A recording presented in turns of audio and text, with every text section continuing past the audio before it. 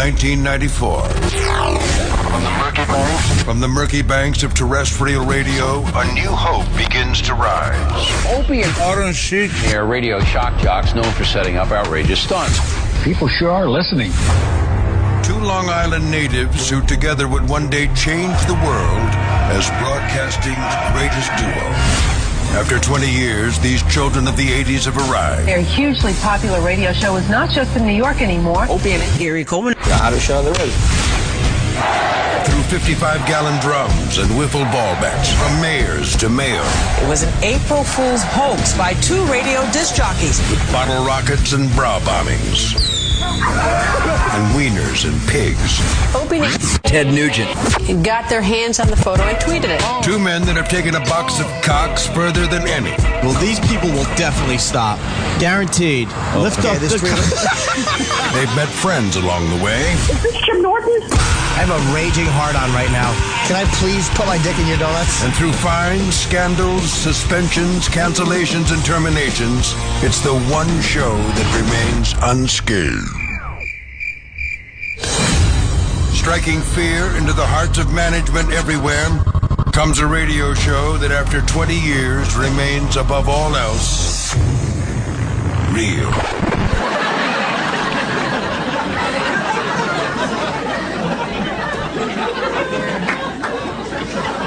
This is the Opie and Sandy Kane, the naked cowgirl in the house, folks. Show. But enough of this palaver. Let's get the show on the road.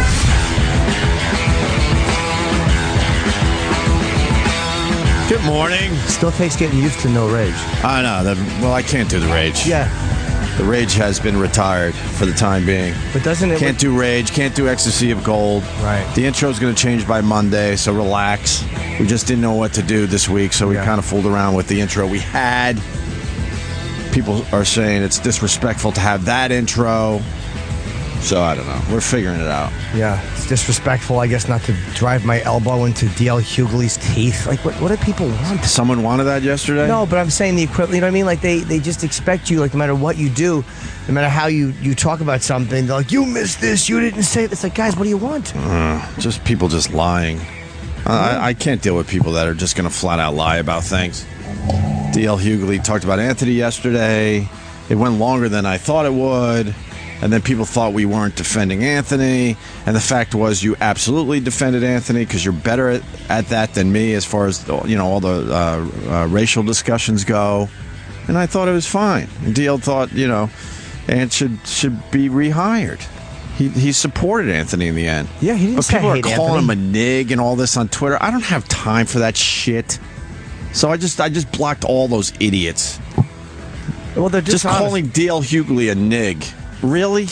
He wasn't. That's where we're at? He was, but it's like the guy wasn't calling for Anthony to be fired. He said one tweet about a race where I guess he missed, and then when he got corrected, he was like, "Oh, all right." Like he didn't adamantly fight, and I didn't know if it was right or not what he had said. If that was a tweet. So I took a phone call because you know, someone was upset about that, and you know, we put him on the air, and then we worked it out a little bit. Yeah. And then I go to my Twitter, and they're calling him a nig. I'm like, ugh, go away. I have no use for you.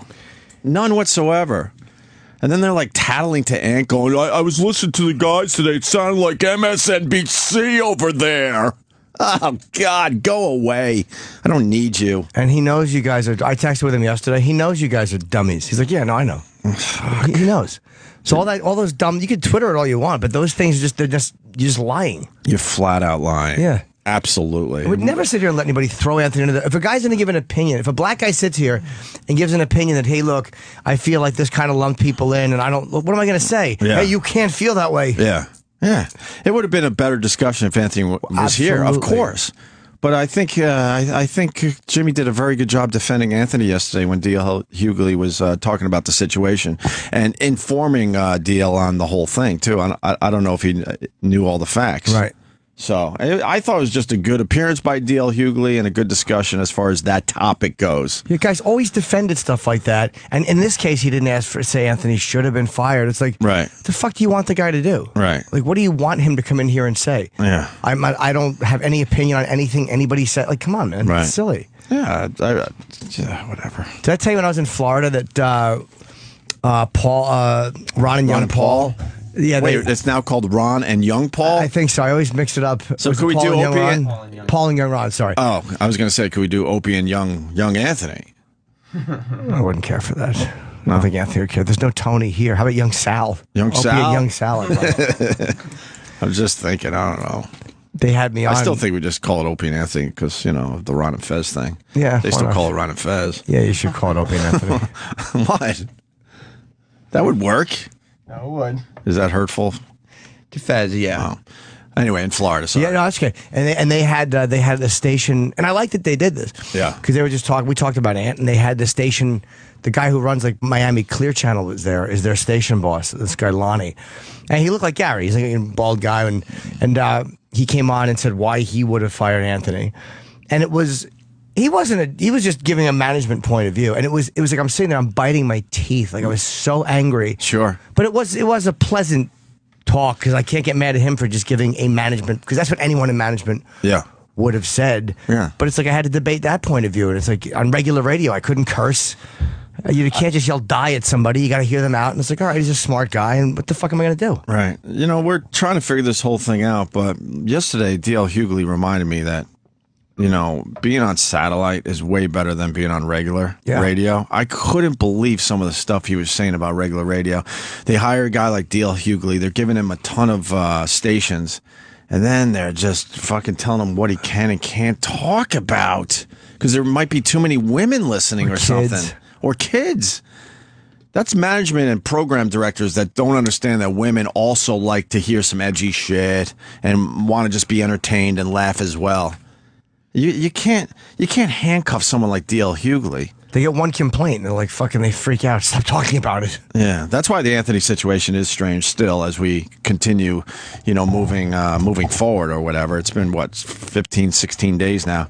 They let us say whatever the fuck we want on the radio. On this channel right now, we could say whatever we want. Yeah. That's why it's so weird that went down like that. Because it wasn't anything on the radio, and honestly, like we've said all week, if Anthony did that whole rant on the radio, we would have got through it. Absolutely, we absolutely would have got through it. I think sometimes people just in a moment they panic a little because again, management is not used to being in a position where the post calls them for a comment. Mm-hmm. They're guys who come in here and like any boss anywhere, they're not used to. They want to come in and just go 4th of July weekend. And the fucking Page 6 is calling them, or the Daily News, or the Washington Post. They're like, like they don't want to be lumped in, but they're like, he's fired, right? Because then this is what the papers do. This is how fucked up the press is when they don't comment. Because Sirius tried no comment at first. They were not going to talk about it. Right. They probably hope it will go away. Right. And then the papers are, well, since they haven't comment, we guess they support his comment. Oh, right. I saw that. And it's such a shitty thing because the paper knows they're just bullying them into a comment. Yeah, they're just shitty people. We all know that. They're terrible. So that's how that went down yesterday. Yeah. But I have no time for anyone that just casually calls D.L. Hughley a nig. Ugh, silly. That was just ridiculous. Goodbye. Don't need you.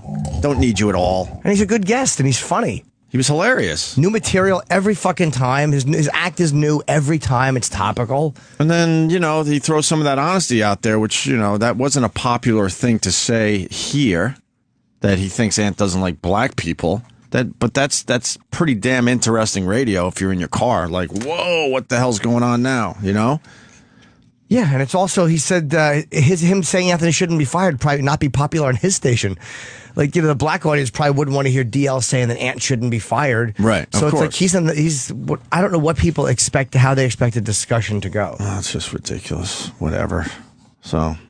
No one's calling in to yell at us yet? I don't know.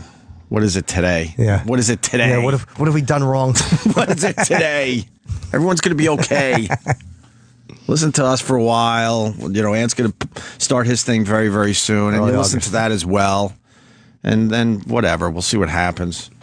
Who knows? Maybe we do this, he does that. And then in between, we meet for a little something else. You never know. Yeah. Just push Anthony. That's another option, by the way. What? Oh, it's something, a third thing. A third thing. Yeah. We do this, he does that. And then we get together for something else. Why not? I just wouldn't want to drive out to Long Island every day. That's a hard drive. No, that's not the solution. I've been trying to tell people. The solution is not to drive out to Long Island and do a podcast from Anthony's house. He's gonna do it, and it's gonna be very successful. But that's not how I envision us doing a podcast. There's just no way. He's a good room setup too. I know, but what are we gonna do? Pull up into his driveway and hope that he's awake? Yeah. His nice house. We're driving back in rush hour traffic. Right. Yeah, he doesn't have to move any. He doesn't have to get in a car. Me and Jimmy have to drive out there. Just going out to Long Island's a nightmare. You can leave in the middle of the night. You're going to have traffic. Yeah. And then we're going to show up and what? The party's going to still be happening. He's like, Ant, there's a man vomiting on my seat. Right. But he would have a logical argument because he would probably go, look, I did this for 10 years. And what can we say? Like, yeah, you did. Okay, right. So I guess it's fair. You know, it's fair that we have to come out. I mean, we would probably have plenty of material just walking in his house. That studio is amazing. No, it's beautiful. Green screen wall. Yeah, it'll be way better than what we're doing here. Obviously. Yeah. I was watching one recently. I went back, I don't know why I'm talking about Anthony like he's dead. It's like I talk to him, 4 days a week. Right. But I was watching one he did where he had that stalker and he was playing phone calls, like just her on the, and it was just him by himself. It was just so fucking funny. Right. I'm like, that's what you should be doing with something like that. Just going live and fooling around. Popping it on, fooling around. And yeah, it was really funny. We're fooling around over here, guys. Yeah, we are. We're just fooling around over here. Just so people could see us fooling around. Yeah, and we're acknowledging that this isn't even close to the Opie and Anthony show anymore. We're trying to just try to do something different with this. Norton and Friends is still the one I push Norton and Friends. Yeah, it's just not catching a lot of steam around on your radio dial. Yeah, no one is really picking up on that around here. Unfortunately. I mean, if you got to cancel, I don't know what to tell you. People are canceling subs. All right, cancel then. What are you going to do? I don't know what to say. We're in when a people tough say spot. That. Yeah. I don't want you to cancel, but if that's how you have to make your voice heard, then cancel. What do you want from me? Fuck. We're in a horrible situation. And in the end, we had nothing to do with it. People come in. A guy in my building yesterday is like, dude, I canceled my satellite, but I don't want to leave you. I'm like, it's a bad position people are in, too, because they want to show tremendous support for Ant, and they're displeased. Right. But they want to support us. They don't know how to do it.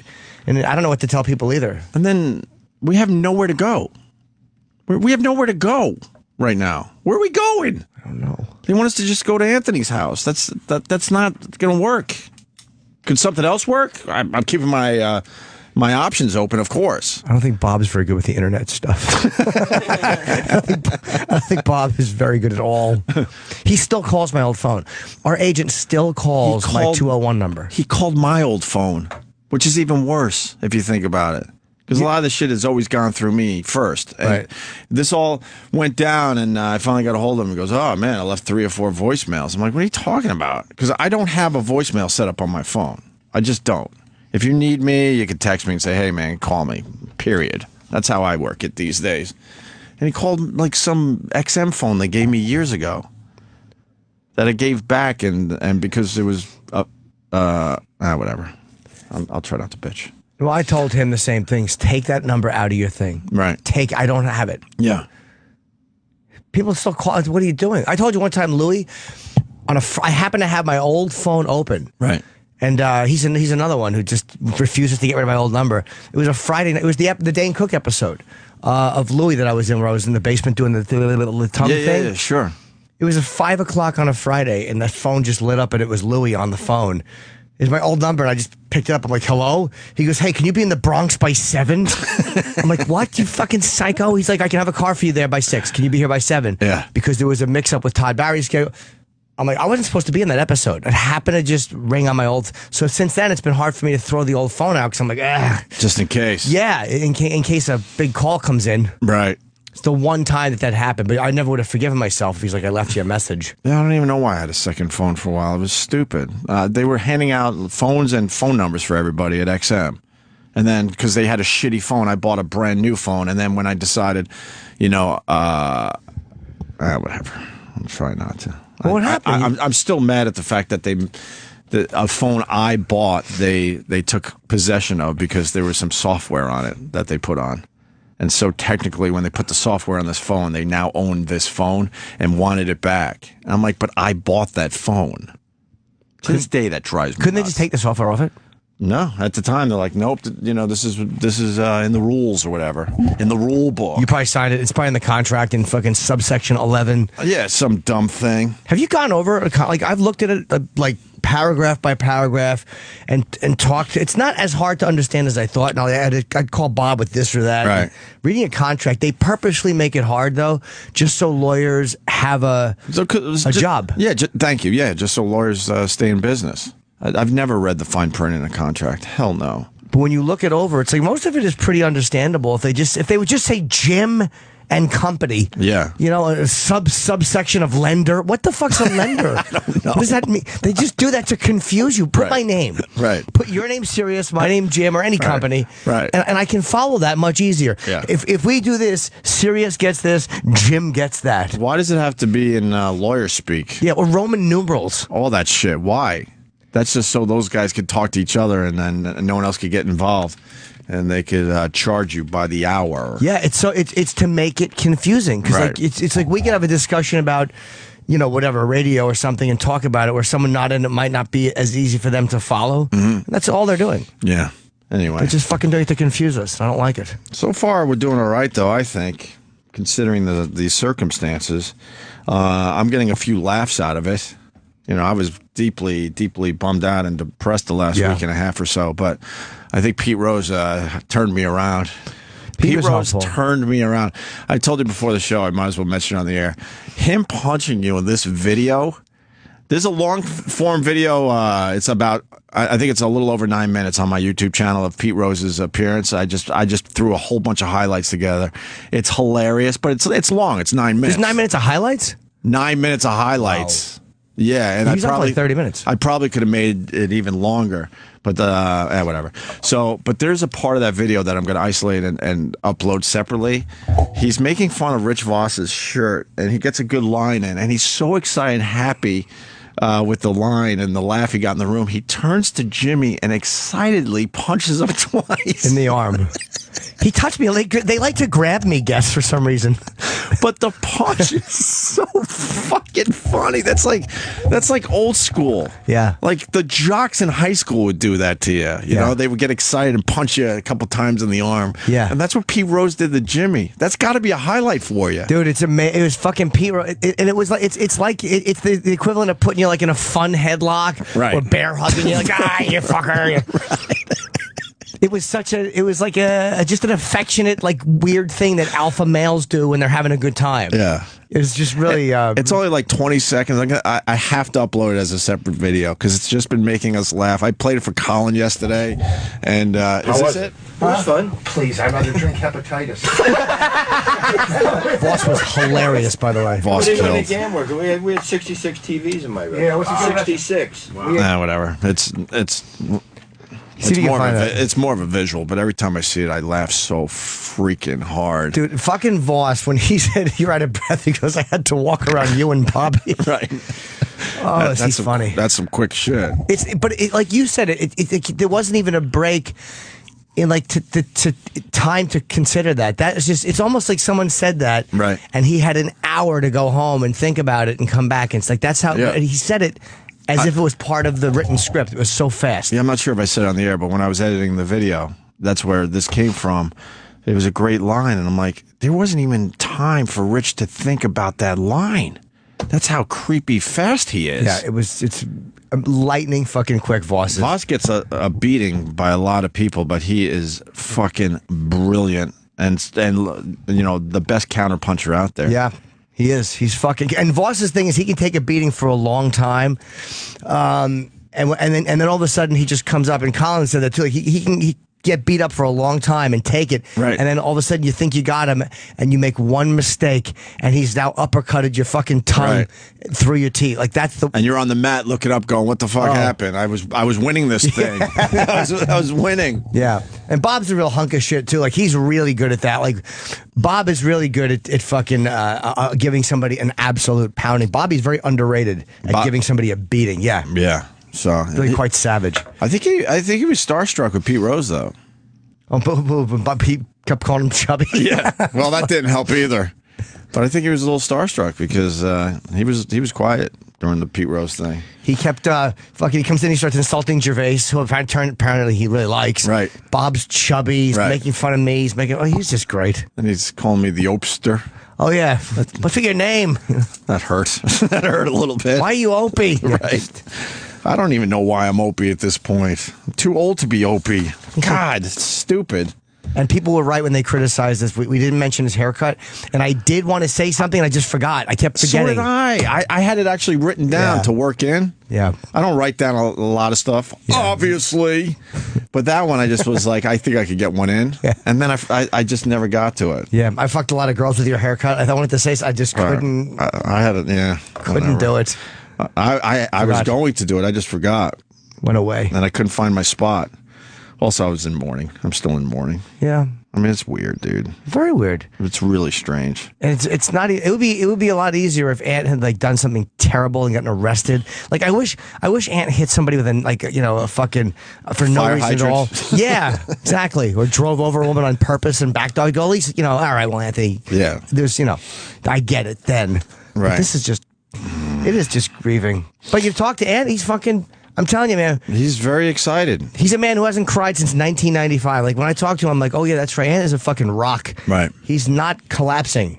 And look, company will probably be mad, but go to AnthonyCumia.com. So that's where all the info is for when he's starting up. Absolutely. I don't even think they would when he goes live. I'll fucking tweet it and mention it. Like, I don't want. There's no competition. I want people to support us, and I want people to support him. Well, obviously, we're going to be using the same people and all that shit. All the guys you know and love from this radio show, I have no doubt they're going to do his show as well. Yeah, if he has a phone system set up, because they're not going to drive unless he helicopters them. Yeah, watch Ant get a system where he helicopters them out with his fucking drone. Right. So I mean, it's gonna be a little strange, but I think it's in a weird way, it's exciting. He's doing his thing, we're doing our thing for now, and then we see what happens. Who knows? Or maybe there's a third thing. I like the idea of a third thing. I like the idea of knowing I have one thing. Yeah. I'm scared I'm not going to have anything. No, I went a long time looking at Sam right now. I went a long time with nothing, Sam. You'll have some things. We all have things. I hope so. I feel like I keep getting close, and then whatever. I feel like I keep getting close and getting ready to get on the ship, but then I just stand there and watch it pull out of the dock and wave at everybody. Yeah, goodbye. All right. Have a good trip. What do we got going on today? Very sad. We got a lot of great videos actually today. We really do. We have another girl on drugs, getting her wisdom teeth out, saying stupid shit. That's pretty funny. Is it like purposely stupid shit, or is she really fucked up? She just, Is she a kid? Yeah. Oh. When you're under, you say stupid things. Yeah. I've rarely been under, and I just don't want anyone around because I don't know what I'm going to blurt out. Does anyone else think this way? Oh, God, yeah. Yeah. I have no deep, dark secrets, but I just think if you're under fucking the influence and you're coming out of it, you might just say something really ridiculous. Just think of some of the things you dream about. And now if you just blurted out some of those dreams in front of your loved ones, they're going to look at you like, what the fuck? Yeah, it's too weird. And it's too scary to know I'm going to say. You never want a girlfriend around when you're coming out. Fuck your friend. I know you love me to hear from her. Fuck your friend. What? Put it in my Heidi. Yeah, put 3 fingers in my Heidi. Anyway, we got one of those. This girl, she gets her wisdom teeth out, and she says some crazy stuff. And, I don't think she would say this type of thing if she wasn't under the influence, right? Sam? Yeah, this went up as a series of vines, and then they were deleted, but... Why were they deleted? I mean, she was probably embarrassed. I'm assuming she or her friend or mom put them up. Right. But obviously, everything lives forever on the internet, so they uploaded them to YouTube as a series. Oh, cool. Gawkers. At least they're highlighting it. Huh? Gawkers on Gawker. I can't wait till something happens to them. To Gawker? Yeah. Yeah, they're fucking scumbags. We gave them that Anthony Weiner thing back in the day, and they owed us for that. There's no loyalty. I know. They're just terrible. Let's see what they got today. I almost don't want to play this because of how bad they are. Well, it's not that you can find it on YouTube. Yeah, just go to okay. YouTube. It's and not find like it's it. the. All right, so we're playing this off YouTube today. Yeah, and it's not theirs. All right, good. Hold on, pause that for a second. I see Florentine coming down the hall. He should come right in because he might have a few things to say about this. Yeah, Why? Yeah. Why we have to videotape everyone? Right. We get it. What's the problem? What's the problem here? We know. I'm not 8. I'm not 8 is one of my my favorite Florentine lines. I know. I'm not 8. You can say that again. Ketchup, what? Why? I'm not 8. Good morning, a lot of Florentine. flack for that ketchup line. Did you really? Yeah, everyone's like, "Oh, how can you not like ketchup?" Well, because it's not American. Hamburgers. It's just hamburgers all and ketchup. That's it. It's liquid sugar. That's all it is. There is a lot it's of all sugar. chemicals in it. It does. I'm not going to put sugar on my steak. Sugar. You don't have to put sugar on anything. I like some ketchup on my steak. I guess a hamburger. You're at a barbecue or something like that. You throw a little on, but you don't need it on French fries. Although the Peter Luger's steak sauce is by far the best thing you could do. Is that place good? I passed by that. Peter a few times. Luger's? I've never eaten there. It's ridiculous. I hear it's a delightful. It's awesome. You gotta go. Are they cash only? Yes, it's cash only. What the fuck Eric is that? is finally talking. It's his first time he's spoken. I know. I didn't even know he was going to talk. I just heard Peter Luger's. I want to eat there. I've heard should. they're amazing. Stop yelling at me. I'm going to. Sorry, I didn't realize it was Peter Luger's in Brooklyn. It's in Williamsburg. Right. Well, they have one out on Long Island now, too, or something, don't they? But who goes to Long Island? I Just think go to back in the Brooklyn. day, Joey Paisano brought me to one in Long Island. I think that was a Peter Luger's. But you go to the one in Brooklyn, and when we used to go back in the day, he's right. It's all cash. You eat like shit. Your cholesterol, you could see go up in front of your eyes. It's all picnic tables. Yeah, it's all just wooden tables, and people take their steak knives and just stab the tables after they've had a few drinks. Really? Cash, no credit cards. Do you sit at a picnic table? Yeah. I wouldn't call them picnic tables. They're long wooden fancy tables. picnic tables. With strangers, you said?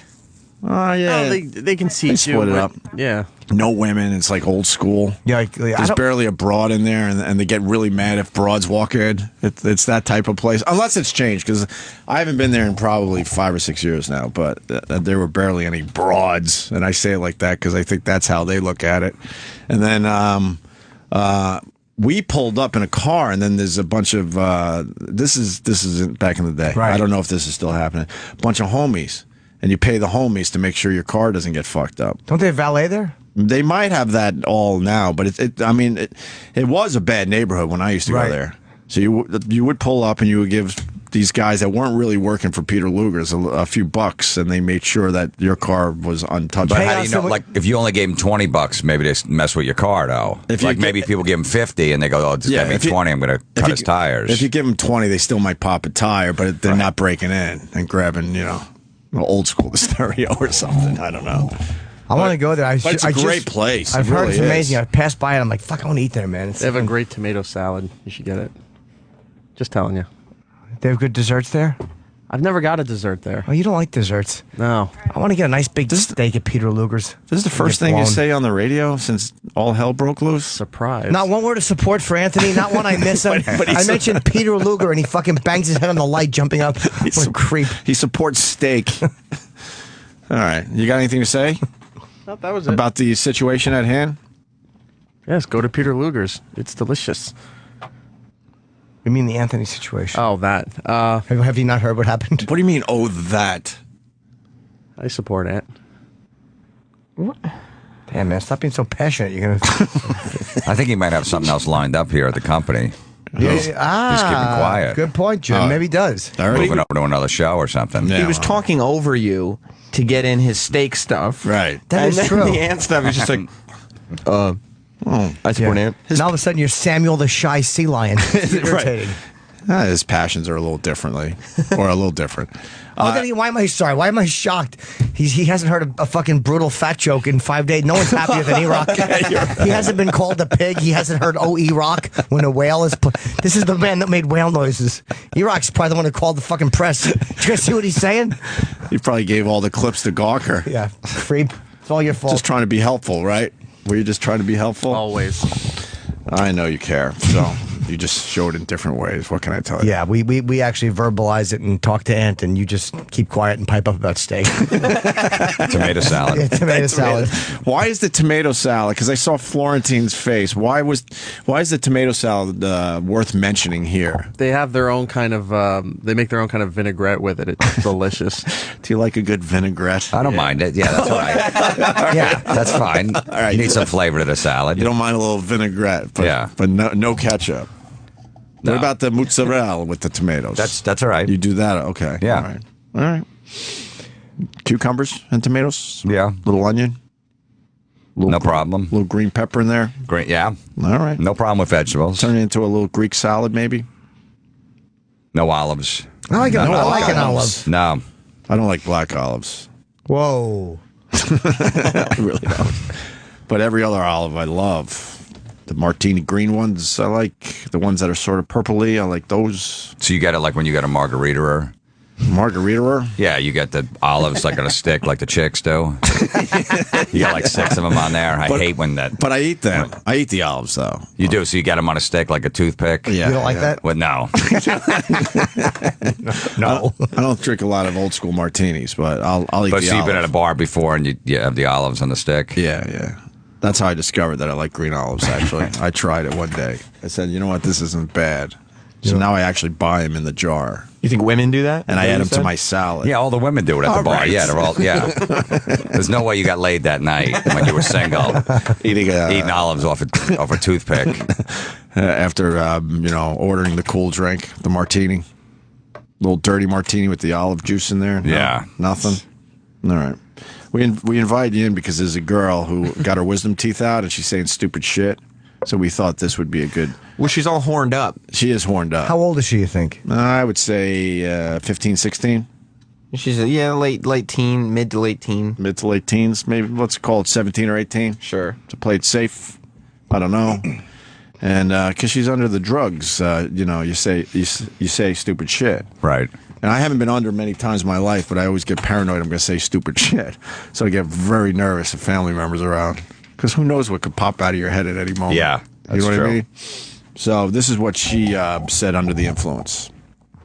Look how hot my doctor is. People need it at her stage. So hot.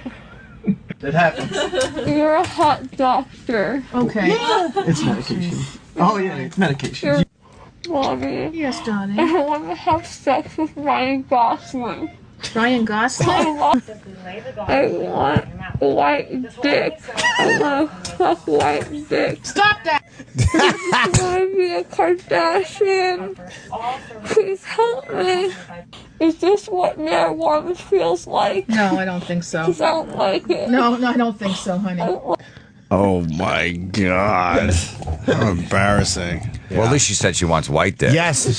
She wants white She dick. proves she's a good girl. Good for her. Here you go. Nice. She wants to fuck Ryan Gosling. Yeah. Nothing wrong with that. For me, if you're a chick, I guess I get it. Yeah, I mean. She's like a 2. Yeah. Yeah. She probably has all fucking blood breath because she has gauze in her mouth. Right. Yeah. What's worse than fucking wisdom tooth out blood breath? I never had the wisdom teeth pulled. Really? They all came in nice? Came all in nice. Oh, mine came all in nice. fucking horrible. Like someone threw a rock through a bay window. Really? Really? Yeah. All sideways and shit. Yeah. They all had to be taken out, all 4. Did you lose them or no? I only had 2 taken out. They're painful, man. Yeah. When your blood doesn't coagulate properly and it dry sockets, I've never felt pain like that in my life. Never. Oof, really? I felt like somebody, because they pack it with something. Right. I think I smoked, and you suck out the clot that's Right. building, and then they wind up it's like a piece of dry bone. Yeah. And like food collects in it. Oh, It my stinks. God. And it feels like someone is taking like a little needle Yeah. and rubbing it on your bare bone. It was agony. And they finally went back in and filled it.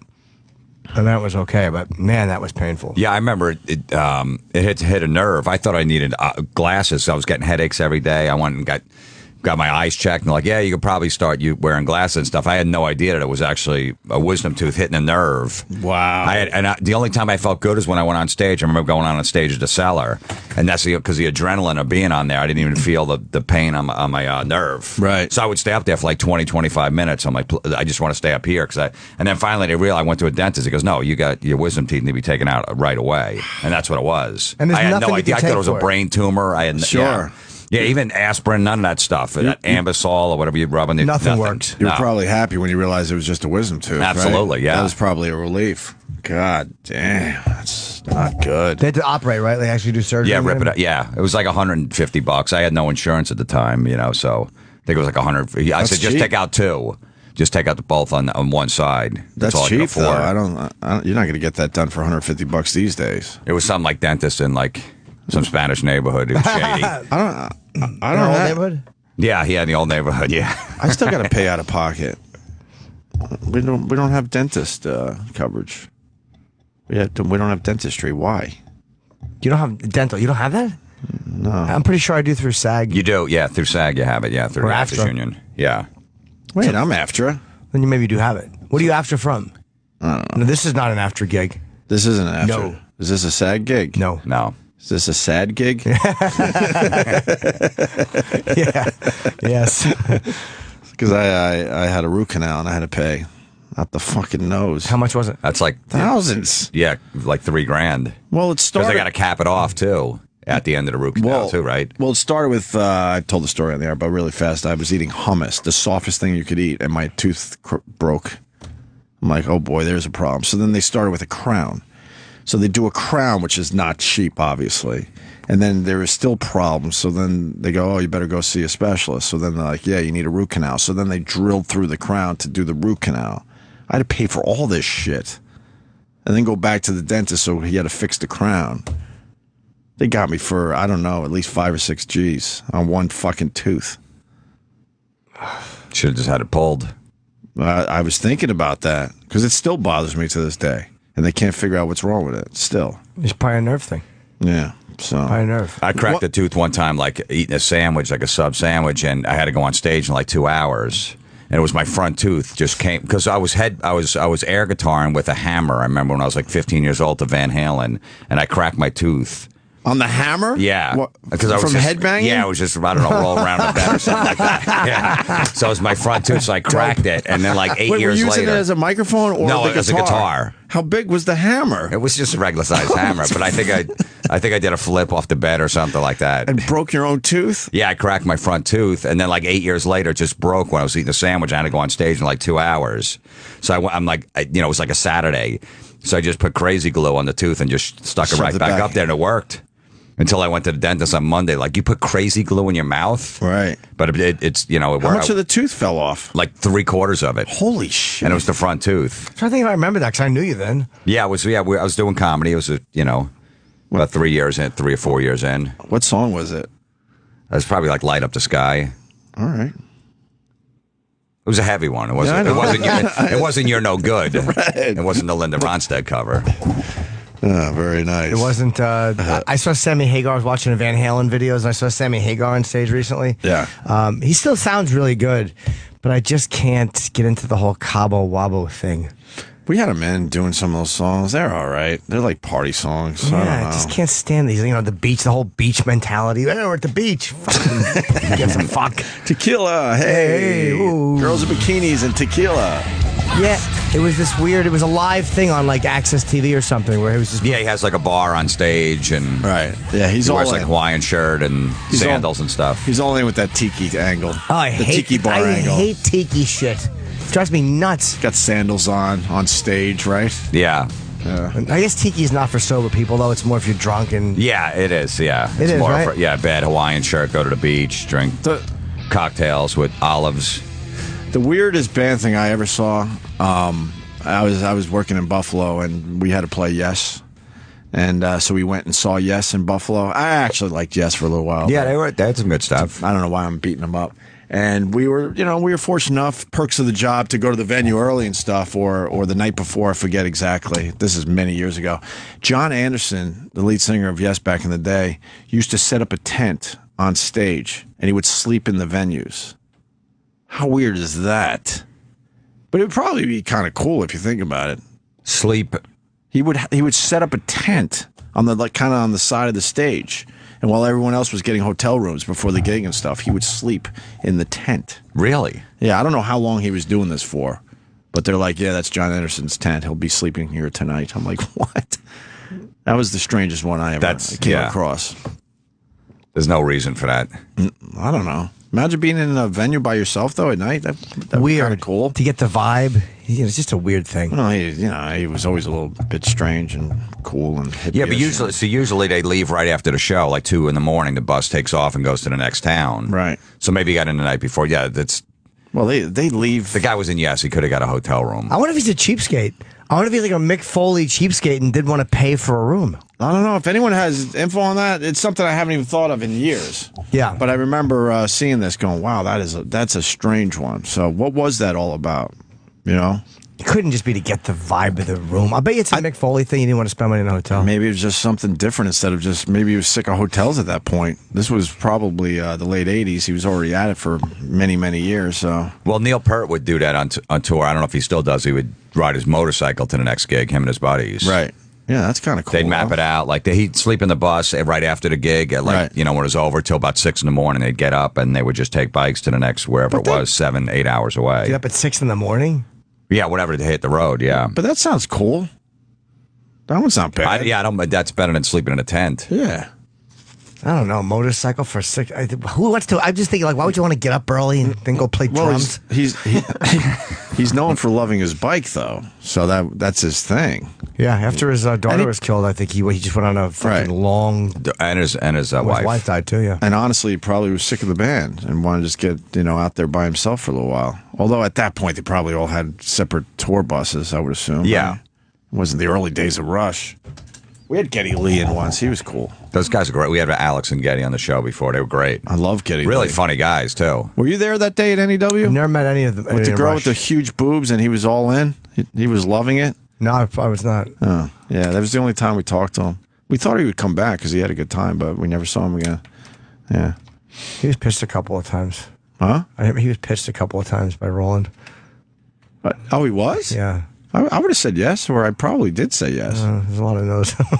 You don't like Geddy Lee? No. I like him, but there's a lot of no's that I was overridden. I was like, yeah, let's get to Geddy Lee. I said no? Yeah, I think it was just like it wasn't like you alone and too. It was like, I don't even know what is Rush doing these days? Are they still touring? Still touring, yeah. They put an album out like every 2 years. I saw them about 2 years ago. They were great. How's the new stuff? It's good. It's just tough to listen to new stuff from these bands. They play a lot of new stuff. They do a 3-hour show. They don't have any opening band. They do like an hour and a half, take a 20-minute break, intermission, and then come back out and play like another hour and a half. And do they play all their classics for the second half? Yeah, they do throw a few in the beginning, but they play a lot of new stuff in the beginning. That's kind of smart. Instead of having an opener, you could really, pump up the new stuff. I don't mind the new stuff. If you get into it, I don't mind if it's decent. I don't know. Name one song. No, I'm just saying, like with a band, I like when they do. When Sabbath played, they did 4 new songs. It was 4. They actually did a song off the bonus edition, right? Methodemic. They did on the beginning of the tour too. I love when they play new stuff. This is the first time I ever wanted new stuff was listening to the Sabbath tour. I wanted new shit. Yeah, AC/DC, their last tour, they did 5 new songs off that Black Ice album. Metallica did 5. Black Ice was a good album. Yeah, and Metallica, Death Magnetic did 5 songs. Right. No, there's still bands that can pull off new music, but in general, I don't know. Like Journey, do you want to hear a new Journey song? You don't want to hear any Journey, probably. No, I don't mind Journey. I've seen them before. Okay. With Steve Perry or the new guy? With the new guy. Oh, okay. Yeah, the new guy's pretty good. Yeah, he's great. I wouldn't mind a song or two. Van Halen played like 3 or 4 new songs in the last record. How was it? On the last tour. It was good. It was all right? Yeah. I don't like the same classic rock set, the same 15 songs. Right.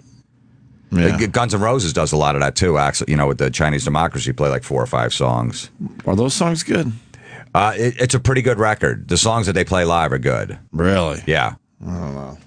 I'm getting old.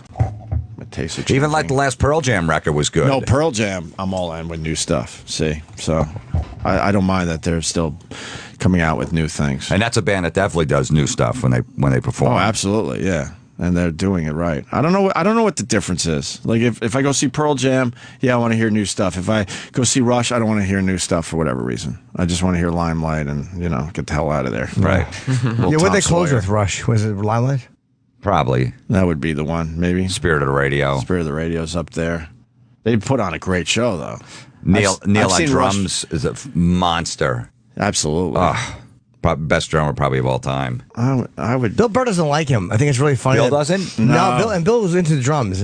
But yet, Dad, I'm fucking sick of Neil Peart. It's so funny. No one hates Neil Peart. I believe he does not like. I could be wrong, but I remember Burr talking about how he doesn't like Neil Peart. Well, he's a big Bonham guy, Bill. Yeah. Is he? Okay. Yeah, absolutely is.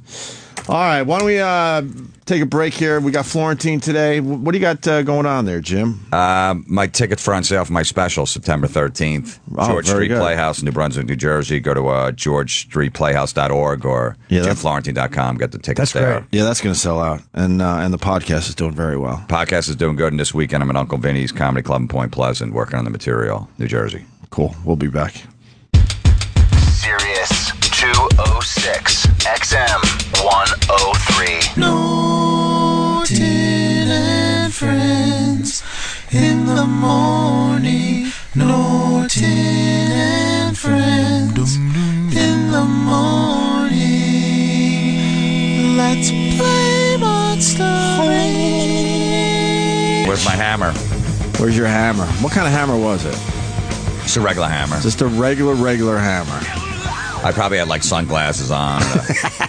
Long hair back then, right? Yeah, long hair. And then you did the roll. Scarf. I did like maybe a tumble saw or something like that. Little roll. On your back. And forward roll. And then the hammer hits you in the mouth and takes out one of your toofuses. You think you look like an ass? Yeah. Of course. That's what you do when you're 15. You're young, you're angry, and you got nothing going on.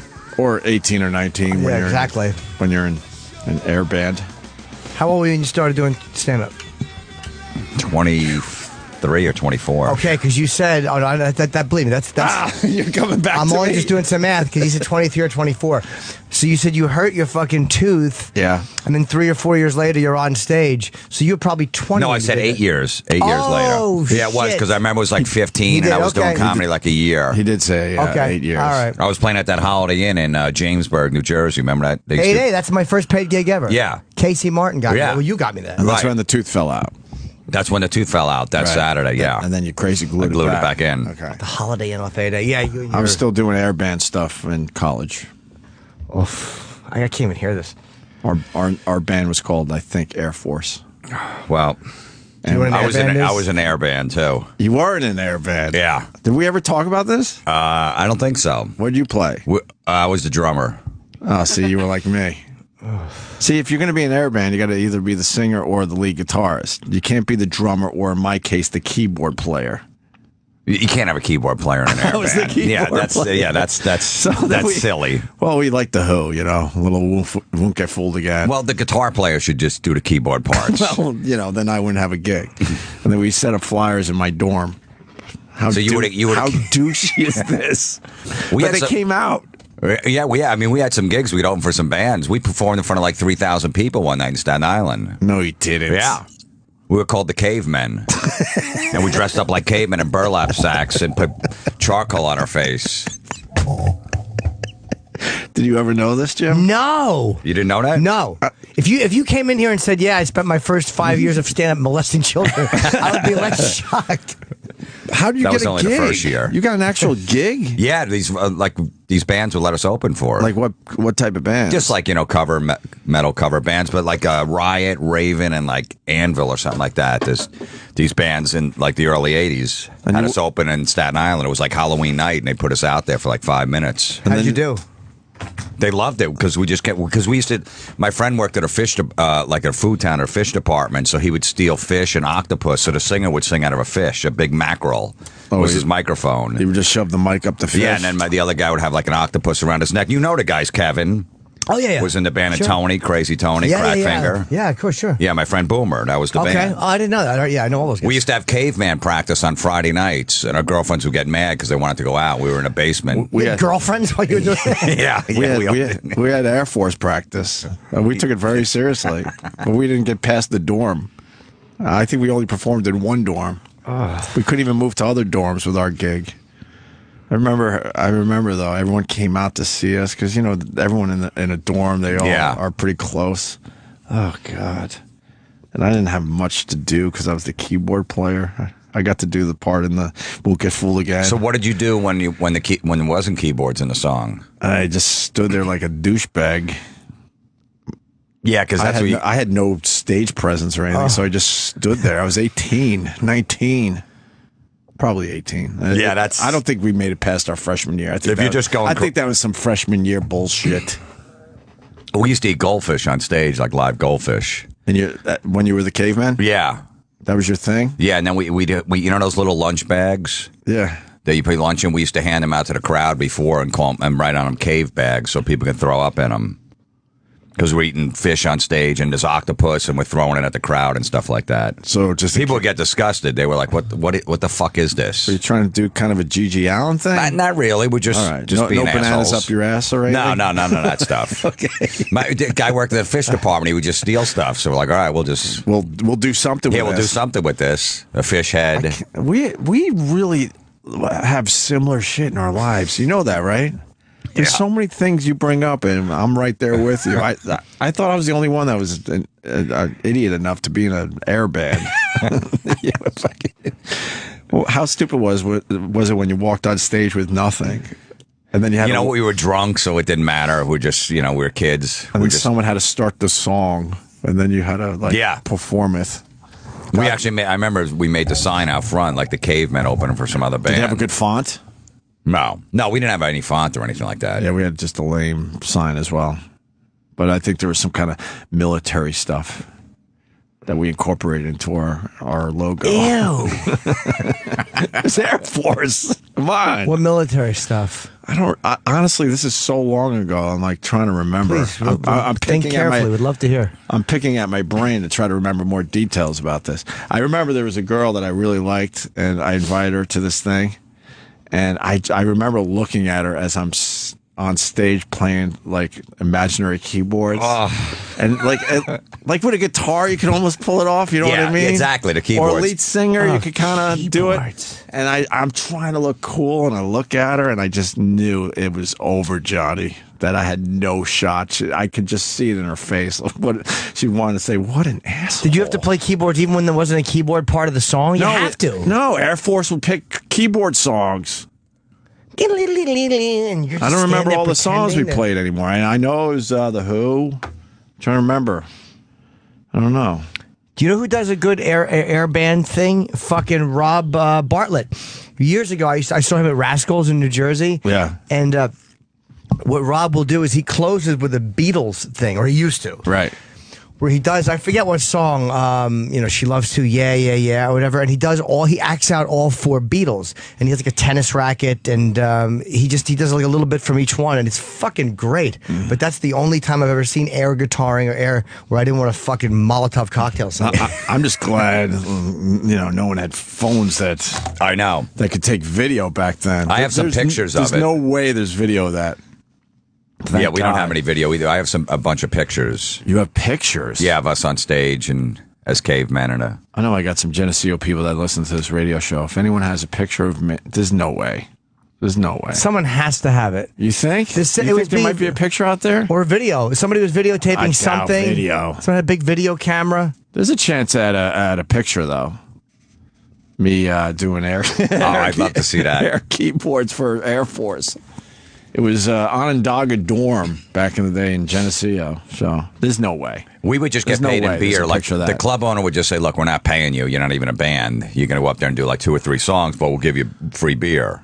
That's pretty so we cool. just so we're like, that's awesome. I remember one time How many gigs did you do? Probably did like 5 or 6. Damn, Jesus. But I remember one time the owner comes in the back room. We're all dressed up. We're ready to go on. The owner goes, look, this is the first time. He goes, I can't pay you guys. You brought some people. I appreciate it. But we'll give you free beer. I'll pay you in beer. And my friend Kevin goes, no. It was almost like out of the honeymoon. As Ralph Cram goes, no, we'll pay. The guy goes, no, seriously. You guys brought 20 extra people. Just drink for free all night. He goes, no, seriously, we'll pay. And we didn't have any money. And the guy goes, all right, then fine. You guys could pay. And he walked out of the room. And we go, what the fuck did you just do? And my friend Kevin goes, just spit on me. And we just spit on him for like 10 straight minutes. In the face, everything, loogies. And then we went on stage and he had spit all over him. He insisted that you guys said, pay for your beers? Yeah, he was like a Ralph. You know that honeymooners? I'll get the bill. Yeah. Okay, Ralph. Okay, you get it. It was exactly that. And we spit on him for 10 minutes. Man. Not good. What an ass. What an I bet you because he's such an alcoholic, I'll bet you he still regrets that. He does. I was telling Jim Florentine that Pete Rose was in here. We were thinking about you. We thought you would have a good time with Yeah, I met Rose. Pete a couple times. Well, we had no idea. We had no idea what to expect, and were we pleasantly surprised. Oh, he's great. We're going to be rerunning the Pete Rose thing, I think, tomorrow and throughout And the weekend. Gervais was awesome, too. Ricky was great. Well, Gervais is always great, but I forgot what Gervais even did after Pete Rose came in here, to be honest with you. I know Gervais killed, but then Pete Rose just put it over the top. Yeah. With his stories and his one-liners and his jokes. He just beat the shit out of everyone in the room. It was a strong room, too. Just a mean room. You had Voss, you had Norton, you had Bob Kelly, and you had Gervais, and Pete was right in there. I heard the line that he said Voss looked like an old soccer player or something. Dried out soccer player. That's hilarious. And I played the video for. Did you show him the punch in the arm? Yes, It's my favorite thing ever. Yeah, I know. I'll have it up soon. I'll just isolate that. That's clip. like one of those old football players that slaps you in the ass when you do a good job. Just a guy. One of those, yeah. Just a guy. Just a jock from that's like a high school thing where they had to like punch you and hug you too tight or whatever. Yeah, hit your ass. All that jock shit. You forget what because Pete Rose, you forget what an aggressive animal this guy was. Oh, he used to knock people over. He was a fucking animal when he played. The All-Star game was just the other night, the baseball All-Star game, and that was that famous play where he knocked Ray Fosse off coming around. Right. It was an extra innings, and they won the game. He plowed over the catcher, and the guy was never the same. He broke his collarbone. Right. And that guy was never, he retired a few years after that. But Pete was saying, he goes, hey, man, the guy was blocking the plate. He goes, I could have went around them, but... in a split second, he goes, I had to plow him over. Right. He's in my way, and we're going to win the All-Star game. He goes, and you know what, today, I'd still do it. Right, yeah. He goes, I'm not going around him. If he's in my way, I'm knocking him over. There was a time the All-Star game was, they really played hard. Now it's just... No one cares anymore. No one gives a fuck. Yeah, I mean, just that Pete Rose was playing in the 12th inning of the All-Star game. Right. And doing that and taking that risk. Yeah. Fucking to get. I met Pete injured. a couple times at a hotel in Cincinnati. When I go there, he's always staying at the same hotel for some reason. He's down and like eating breakfast or whatever. I had breakfast with his manager, and he goes, "Oh, I'm going to introduce you to Pete." So me and Pete hung for a little bit, and he actually gave me his number. He goes, "If you're in Vegas, I want to see your comedy." I guess he lives in Vegas. He's a big comedy fan. Yep, that's what he told us. So it was almost at the point where like I knew the manager of the hotel, his manager, and we're all standing there. I go, "All right, well, I'll get it to the manager here at the hotel, and then he'll get to you." He goes, "No, just take my number. Here, it's this number that's in this phone right now. Put it in your phone." Wow. Because it's this number right now. So I was like, "Holy shit!" Because I didn't want to go. All right, well, give me your number. Sure. I was trying to play it safe. Yeah. So I still have his number. I never called him. Let's call him right now. We're in a good spot with Pete. You think so? Yeah.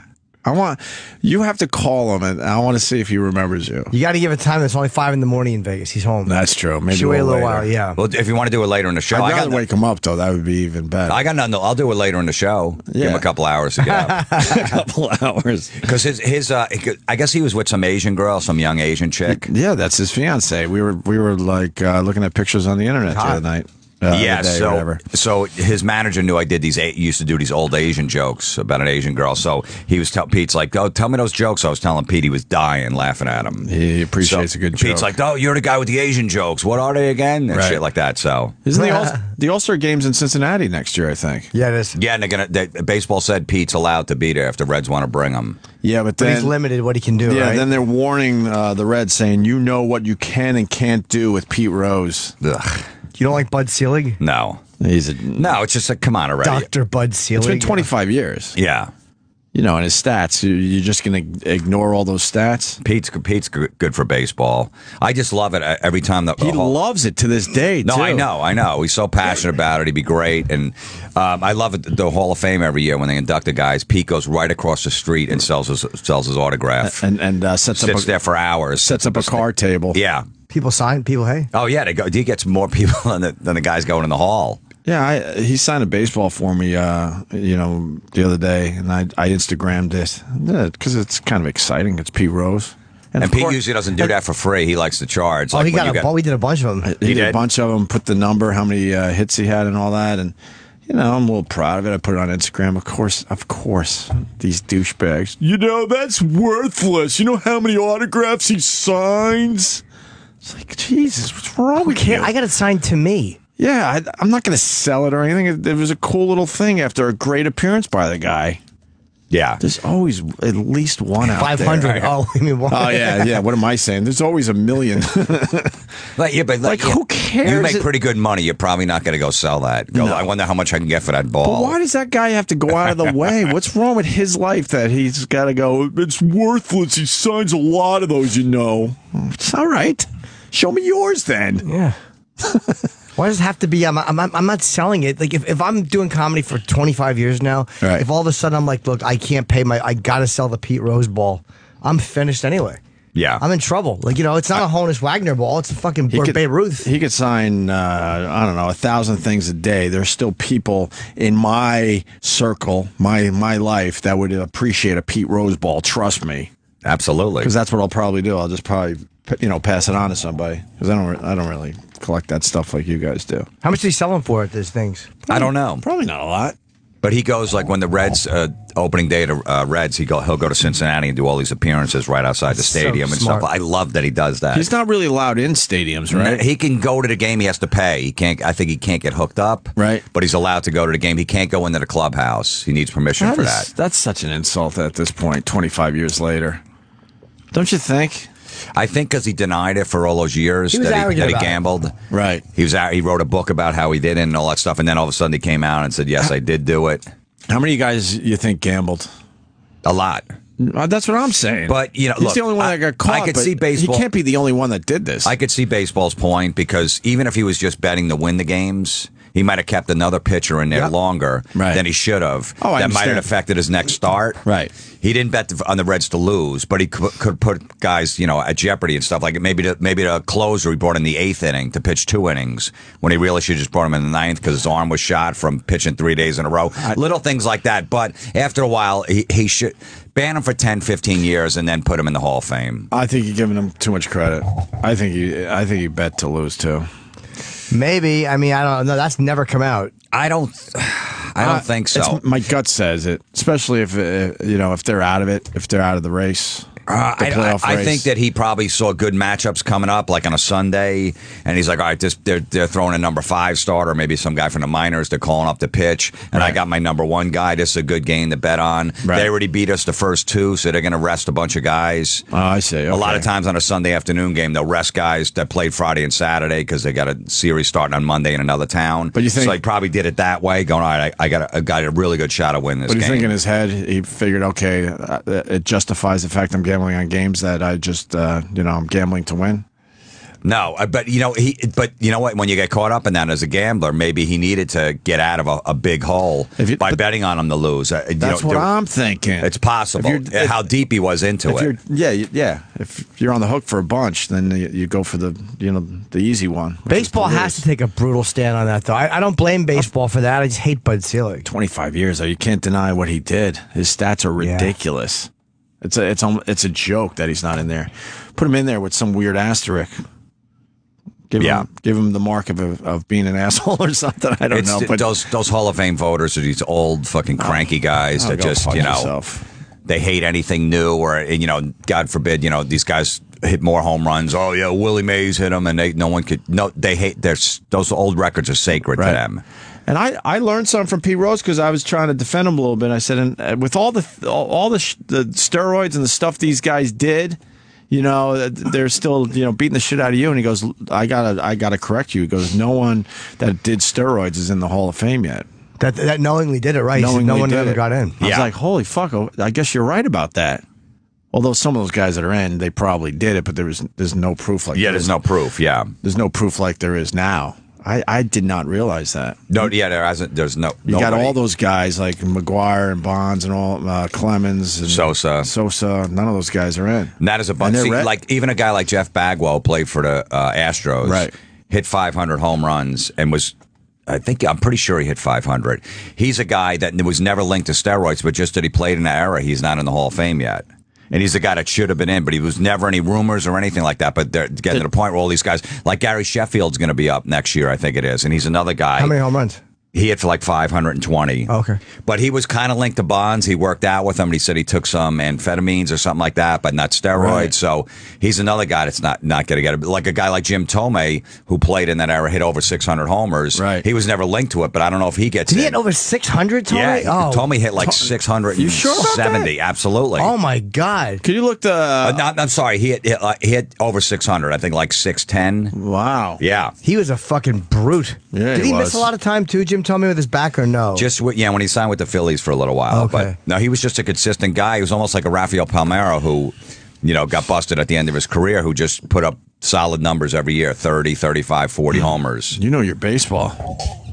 You're pulling out names I haven't thought of in a while. Where's the home run? Yeah, Jim Tomei list? was a fucking Yeah, I remember him now that monster. you mention him. That's for sure. And when he hit a home run, it was fucking horrendous. A good shot. He used to kill the Yankees, right, Tommy, when he played with Cleveland? 600 and, what does that say, 12?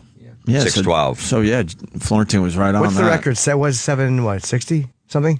Bond says 762. Hank Aaron has 755. Yeah. Oh, so he was 150 shot. Okay, but it's still a lot over 600. Should be. Well, they always thought A-Rod was going to hit 800. Yeah. You know, What's he at? He's at 6. He's in the 6s. He's at like 630, something like that, 620. Yep. Will he get in the Hall of Fame or no? No. Oh, God, no. No, that's one guy. The Bonds will get in before him. The press hates him so much that... It's going to be interesting. Yeah, but it shouldn't be... If you hate the guy... whatever. It's ridiculous. Well, what did Pete Rose say? It was Craig Biggio or something. He missed it by one vote, and then there was some writer that sent in a blank ballot. He didn't vote for anyone. That guy shouldn't be Pete allowed Rose to was vote. telling us that. Yeah, and Biggio was a singles hitter. He had 3,000 hits. He should be in. Right. You get 3,000 hits, you should be in. Maybe not the first year, right? But he's got to be in. Yeah, that's pretty impressive, to say the least. So, Yeah, and he wasn't a steroid guy when you're hitting singles. Right. Those guys in the 70s took it too. They were all taking amphetamines. It was just a whole jar of stuff. They go take it before a game, so they were all jacked up on stuff. So it doesn't. Every era has done that stuff. Yeah, to deny that's ridiculous. That the sport was pure until the steroids. Get the fuck out of here. Why did these other guys hit 700 homers? Right. And 600 and 500, but they weren't on it. But all of a sudden, these they were guys, out of shape too. Well, they're saying Hank Aaron never really looked like he was in shape. Yeah, especially near the end there. He kind of had a beer belly when he hit. When he played into his 40s, though. Right. Yeah. Aren't he was they a little saying- slow going around the bases. Oh boy, was he! Because those guys were hitting more. Like Babe Ruth was hitting more than most teams. Like baseball was played differently back then. Well, that's the whole theory. Like Babe Ruth hit like 60 homers or 58 homers one year, and the next person was close was a whole team at 23. It's like something. If that happened today, that's like Albert Pujols hitting 220 homers, the next guy hitting 50. Right. You're like, wait a minute, what's going on there? So there was always rumors. You think he was that much better? Well, there was always rumors that he might have used a cork bat that year. And then they livened up the baseball after that when they realized people were coming out to see a guy hit home runs. And that's when all the numbers went way up. The next year, that's when everyone started hitting 50 and 60 home runs. Wow, you know your shit. I didn't know that they rumored a cork bat. That no one wants to talk about it, but yeah, there was rumor. Because how does that happen? That a guy just hits 58 homers and the next team with 21 players on it hits 23. But how does no one else cork their bat? Like, how come no one else corked the bat? I don't know. I mean, he might have been at that time where, no one else did it. He just, found somebody that looked, this ball's going to go further. I don't know. I mean, that was the rumor. Who knows if that's true or not? But it has to be something. It's got to be something. Like I'm saying, if Pujols hit 220 homers this year and the next guy hit 50, you'd be like, all right, something's going on. He wasn't That's about what the superhuman. ratio was. Or you have to say, okay, he was superhuman. You know what I mean? Yeah. Where the second guy's not even close, that doesn't make sense. He was a pitcher too, though. He was a guy who pitched well. He was a much better athlete than people think he was. Ran pretty well for a fat man. Fucking, you ever see Cobb? One of my favorite movies ever. He, I don't know, man. Maybe he was that much stronger than most other players. Was it back then? Like no one else was hitting like that. He was a bit bigger, but I don't know. Barrel chested fatso. Wasn't in shape whatsoever. Yeah. Garrick was in way better shape than him. Was he? Oh, well, yeah. for a while. Jesus. Until his pinky went numb. Yeah. Oh, is that what started it? No, I don't know. I hear it starts with a pinky or something. Next thing you know, you can't move your head. Great. Thank you, God. Thanks a lot for that one, God. See, look, there's old pictures of Babe Ruth. He wasn't even close to in shape ever. The one where he's folding his arms in a way where it pushes out his biceps is almost him in shape. Oh boy, he's not in shape at all there. God, no, he's that really 50s hairdo. Extremely soft looking. And then, but you got to and everybody. His story's really sad. At the end of his career, when he was like a player manager and all that, and he just stayed in there way too long. Yeah, he was like with the Boston Braves or was something. It the Boston Braves? Something, yeah, he was a player manager. Yeah, right. So, I met his daughter. Yeah, I did a signing for Epics. They were at this big company thing. I forget what it was, and Babe Ruth's daughter was. That's where I met Willie Randolph. Was doing it, and a whole bunch of Bill Buckner and fucking David Cohen. There was all these cool players, and their lives were so much longer. Mine was humiliatingly short. People would just feel bad for me and come to get something signed. Yeah, that's when you got to just keep talking to the one guy. Oh, I couldn't do it. You ask him what he does for a living. Really, where'd you grow up? Oh, yeah. Just a stall, so it looks like you're not just standing there by yourself. I've done that before, selling merchandise. No one's coming by. We might have had a couple of those lines over the years. Oh yeah. Oh yeah. So you just keep talking to the guy, and then you're like, all right, well, at least I'm not just standing here. I love when and then one guy will call you out and like, well, where is everyone today? I thought it'd be crazy. Like, oh, we had a rush about an hour ago. It was just nuts in here, you know.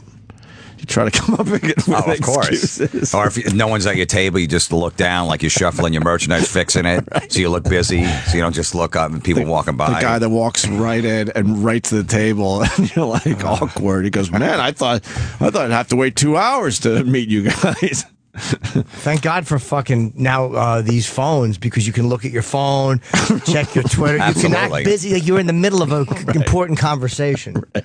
No, it's not that nobody's interested. I'm very busy. I've chosen to cut the line. We've also had very long lines too. Yeah. Sure. Let's say hi to Adam in Jersey. We got Florentine in today. Adam, what's up? Florentine, I thought that was Pharrell. I'm sorry.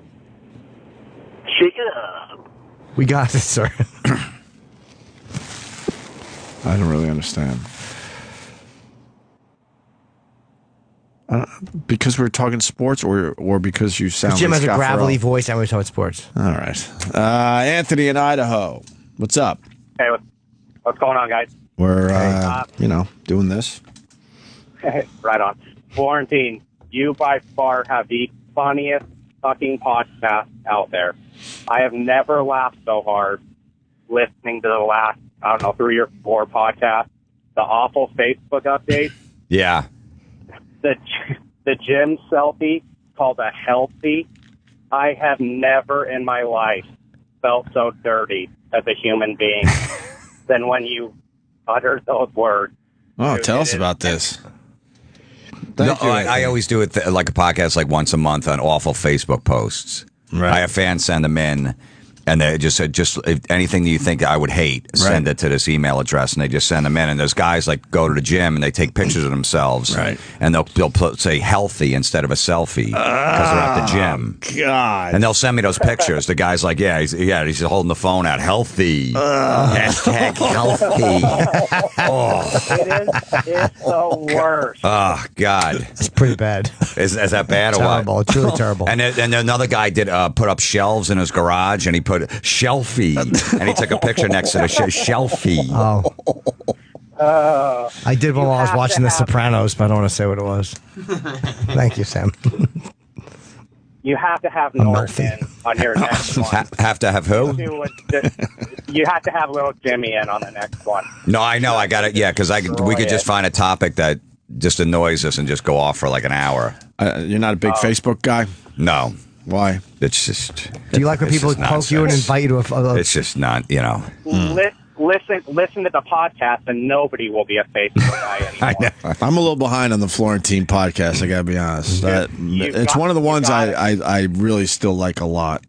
Yours and best one out. Yeah. Well, I just did this week. I just did one on when I used to work construction. So I told these construction stories where I used to just pull pranks on people and shit in the spackle bucket and stick it in the room next to them when they're painting. The whole day. I shit in a bag, in a shopping bag. Yeah. And we're in this house. It was like 100 degrees in the summer. Yeah. We're fixing up this old shitty house. And my buddy was painting in the bathroom. There was no window in there or anything. And it was garbage everywhere. And I shit in a shopping bag and I threw it in the corner.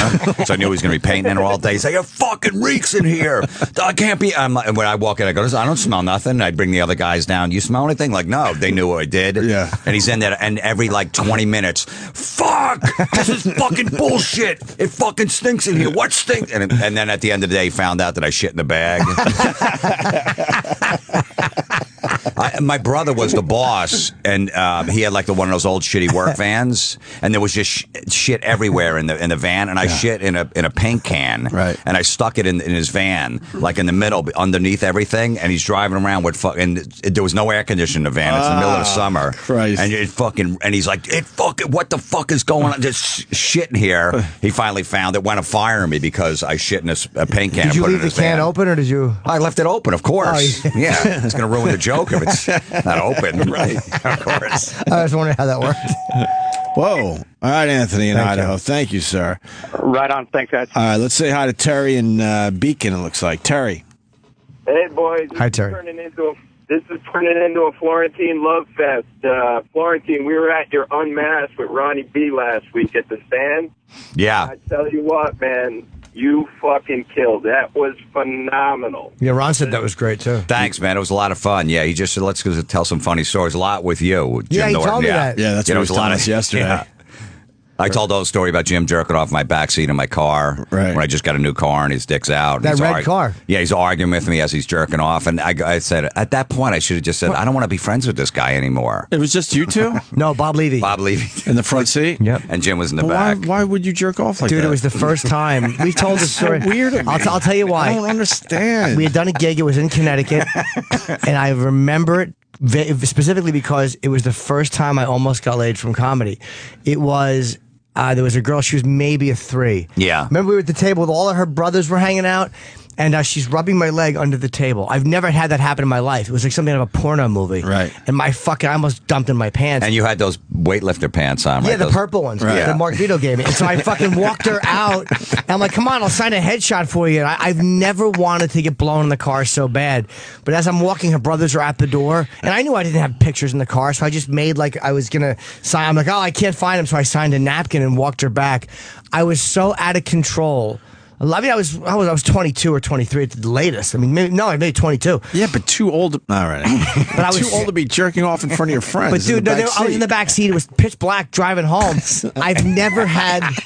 I just wanted to come. I love how you justify The it. monster was all over me. I wanted to come. it was this white Plymouth Colt. I just was bought it? it. I was leasing it. Yeah. Was it your red car? No. This was Oh. before. So I only had the car for like a week. It had the new car smell. It Right. was spotless. Yeah. And he was in the back, and I didn't know. Me and Levy hear this noise going on in the back. This swishing noise, and I just turned the interior light on. He's fucking jerking off. You didn't know him that well yet? No, I we did. knew we were all Yeah. friends. All right. Yeah. But I would never do that normally. I would wait. But I was so smitten with the idea that this was comedy pussy. The idea that this girl would have fucked me or sucked my dick, her rubbing my leg, I've never experienced that. It was out of my mind with lust. Hilarious. And he had a T-shirt. I guess he had an extra T-shirt or something like that. He's holding it. Was I? That I don't Yeah, because remember. I said, and I'm like, dude, you can't do it. He's like, no, man, I can't wait to get home. Seriously. And he's still doing it as I'm arguing with him. And I go, dude, I got to pull over, man. You can't fucking do that in my car. He goes, I'm not going to get on it. I got the T-shirt right here. It's going to go right into the T-shirt. He's still jerking it as he's arguing with me, holding a T-shirt in case he arcs one. I I did stop. I remember I did He stop. didn't stop. You were mad. You wouldn't talk to me the rest of the way. Like it was my fault.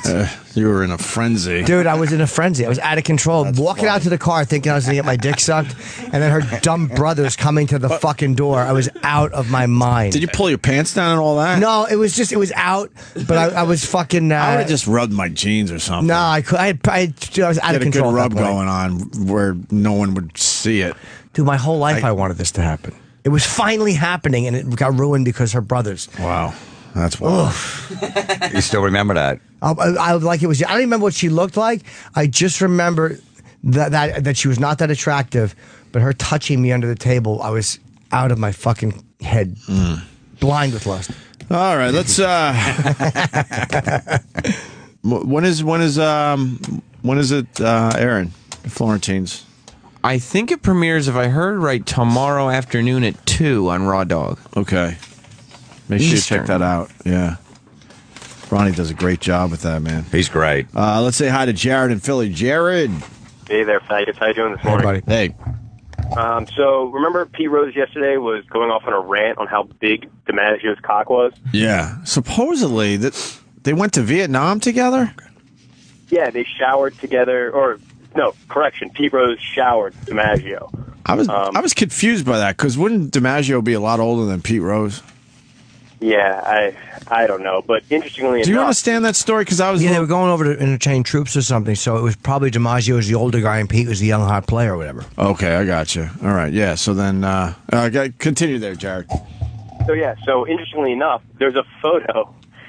After Pete Rose talked about it, I wanted to find DiMaggio's Basically, he said DiMaggio has a huge hog.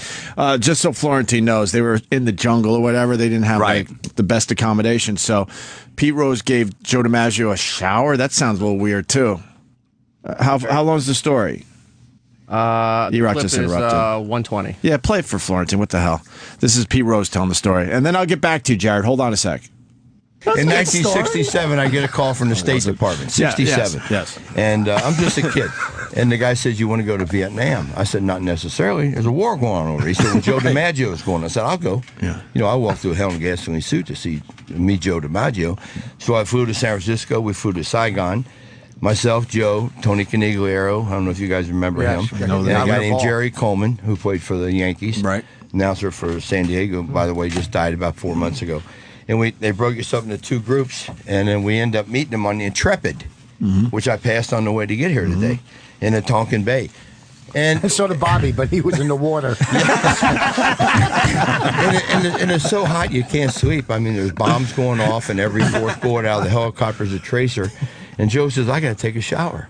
I said, "Joe, we're in the middle of the jungle. This is not downtown Saigon." He said, "I don't give a damn. I got to take a shower." So the only way you can take a shower is a guy gets up on a chair and pours the water, and another guy pulls the chain, and the guy underneath takes the shower. Right. I gave Joe DiMaggio a shower. How many guys can you say were on your show did that? Now, the best way to describe Joe DiMaggio is he was a penis with a man hanging from it. Oh, my God. He was all cock, huh? Yeah. Good for Joe. I don't know if I felt sorry for Marilyn or envied her. So there's the story from the other day. Nice. Let me go back to Jared, because he has something to add. That's why he brought it up. Go ahead, Jared. Yeah, so needless to say, after that story, I was dying to find DiMaggio's cock. And it's incredibly easy to do, and it's him in a shower, a black and white photo with his cock hanging, and it is huge and glorious. Just go and Google image search, type in Joe DiMaggio cock. It's a black and white photo of him just standing. Get out of here. Massive. I swear to God. Well, we're going there now. Let's see. Joe DiMaggio's kick. Shower. Black and white photo. All right, hold on. Well, of course it's a black and white photo. True. Let's see. So far, no. But they got it blocked in this picture. Come on, and Sam, uncensored. show me it. Oh, they have it censored. So I've seen it. It's very... Turn off safe search, Sam, you dumb fuck. all right, wait. There might be one right there. That's not that big. What are you talking His about? balls are bigger. I think that's a pretty nice piece, no? Yeah, it's all right. So you're calling Pete Rose a liar? No, because Pete Rose I don't think saw it in the jungle. It was hot in the jungle. Well, there's a lot of hair going on there, too. Yeah, you know what? It's not bad. Who's bigger, him or Jimmy? Well, they got him next to. That's an old. Who's in that picture, I'm double that, but I guarantee you that his probably plumped up a little bit. Yeah, there's nothing going on there, to be honest with you. Maybe Joe DiMaggio was a little excited because Pete Rose was giving him a shower or something. Maybe he's like a grower instead of a shower. Now we're just looking at dick pictures. Oh, sorry. Got distracted. There's a lot more. There's a guy blowing himself just like Denny does down there to the right there. Why is that under the Joe DiMaggio Google image? It's probably frequently searched photos. Dude, the one we found, it's whatever. Right? Yeah. There's nothing impressive there. Yeah, there's another one. There was another one of Joe naked, too. That was a little better. That was. Where? Which one are you looking at? This one. Yeah, that one right there. It's better. It's, yeah. All right. He's packing like 3.5 soft. It's hanging down. Right. After the Pete Rose story, I would have assumed that we would have saw a massive hog. What? Sorry, I hate to disappoint, guys. I apologize. Yeah. No, I'm glad I got to see Joe DiMaggio's cock. I didn't know that was available. That's also with a big hairy bush around it, so right. You got to give him another inch. Good point. That's probably covering at least an inch. Good point. All right. Thank you, Jared. Slabo. All right. We'll take a break. We got Florentine in studio. The Unmasked will be on Raw Dog tomorrow at 2, I believe, with Ron Bennington. That's what you just said, right?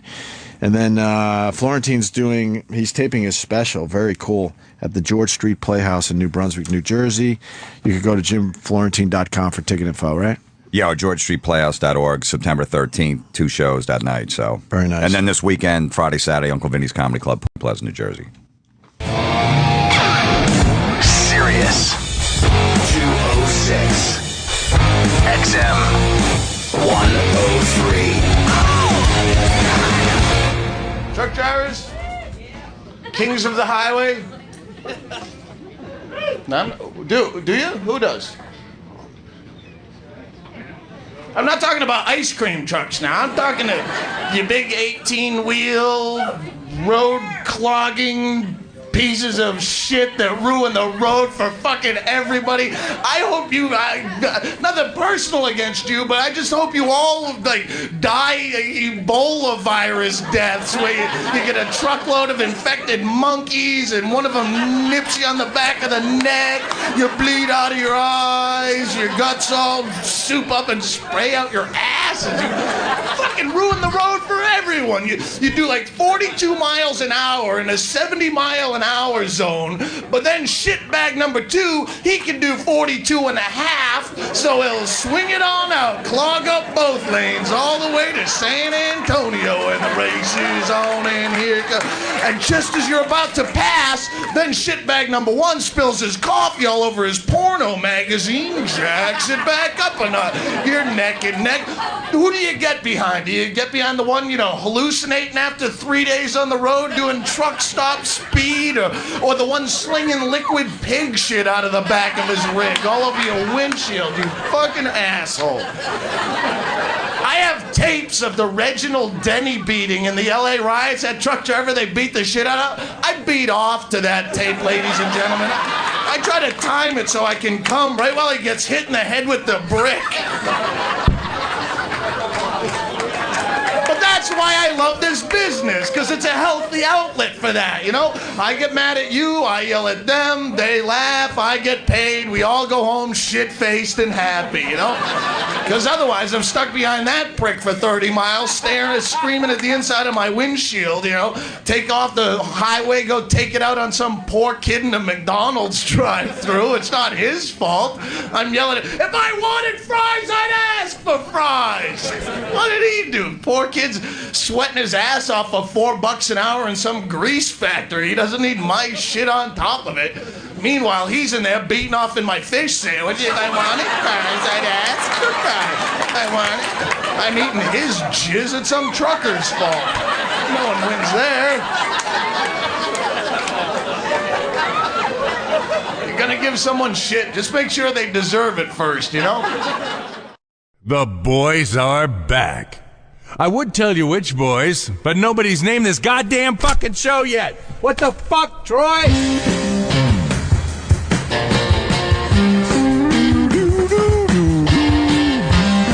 in studio. I wish I left the studio during the break. I just had a discussion with Sam, just talking about horrible restaurants, one after another. Well, I love horrible restaurants. We've done gigs in most of them. The Outback, Applebee's. What else was mentioned in there? Can't say it like that. What? You're saying it wrong. Applebee's. You're saying it wrong. Applebee's. You don't like Applebee's? No. Is that where this all started? Well, I've always had a problem with Applebee's. I didn't like their slogan. It's a neighborhood bar and grill. What about neighborhood? What about your when friends? they say? Wasn't there another thing about your friends? They say eating good in the neighborhood. Yeah, eating good in the neighborhood. No, I'm not. Why aren't you eating good in the neighborhood? The Applebee's is in the neighborhood. What neighborhood? It's off a fucking highway somewhere. It's not really a neighborhood. You know what I mean? I got neighbors. It's not next to my house. So if it was kind of in your actual like cul-de-sac, it's not even a neighborhood. It's out in front of a hotel. That's how the Applebee's and those shitty places get business. They put them up right in front of hotels where people stay on business. Right. Where if they don't have a car, they have no place else just to go. have to eat there. They have to eat there. Yep. That's why you got a Fridays and Applebee's and an Outback right around. But don't they feel like they're kind of in a neighborhood though when they walk into an Applebee's? There's no neighborhood. Are you sure? No neighborhood. There's nothing that says I'm in a nice, friendly local joint. Yeah, because all the tchotchkes on the wall create like a fun vibe. Yeah, I know. That's it's a real nice fun. vibe, right? Yeah. Yeah. That's going to make me enjoy their shitty food because they got something hanging up. You don't want to go to the bar at Applebee's after a tough day at work? No. Nope. Loosen your tie a little bit? Yeah. There's a Fridays right down the street from where I live. I've never been in there. I like a good Fridays. That fucking spinach and artichoke dip, which I haven't had in years, is phenomenal. I didn't mean to ruin everybody's. No. Fridays is better than Applebee's. Fridays is better. Why? Isn't it the same place? Why? It's the same place. Pretty much the same shitty food. It just has a different name. I don't like the Outback commercials with the Australian guy. They have to put the accent. All right, we get it. You're from Australia. You think they're funny? No. I love Australian people. They're just trying to have a little fun with It's not fun. Just get an restaurant. American to do it. It doesn't. You're not making it better because you got an Australian doing a voiceover. You don't for think it. it's a little fun? Shrimp on the Barbie. Stop with that. A little fun. It's a little fun. That's how they do it in the Outback. The Outback Steakhouse. Right, when you hear an accent, it's kind of fun. A little fun for everybody. That stupid, what is that instrument they play, the long one? Didgeridoo? The didgeridoo's playing, hey, come over to have an Outback. Yeah, it is fucking awful. You don't like a bloomin' onion? No. No. No? Wait, you do, don't I've had you? it a couple times. All right, but I saw you smile. You like a blooming onion. I'll take a little piece of it. It's not a big deal. This is not an instrument. Not a special treat for you? No. You don't get excited? We used to have an Outback. Remember, we used to live. We'd go there a few times. It was all right, but lately it's. What's that place we went to on 9/11 that was good too? We went to a place on the pier, the Crab House or something, which was fucking pretty tasty. The Crab House, where's that? In Jersey. So it's on the water in Jersey. Like Edgewater, New Jersey. Yeah, we used to eat these weird little places. You like Chili's? Is there a Target near the Crab House? I think Yes. I know the Crab House. Yeah. Okay. But I want to get back into the Applebee's. I don't like Applebee's. It's a neighborhood thing. Yeah, it's not. No, the appetizer. You got to get 3 apps. It can't No, be. no. They're not they're anytizers. Anytizers. You could have them throughout the day. Or throughout the meal, even. Exactly. You're You don't need to start with them. That's bad. Did they really call them anytizers? Because you could combine a couple of them and create an entree. It's an anytizer. That's true. You can do that.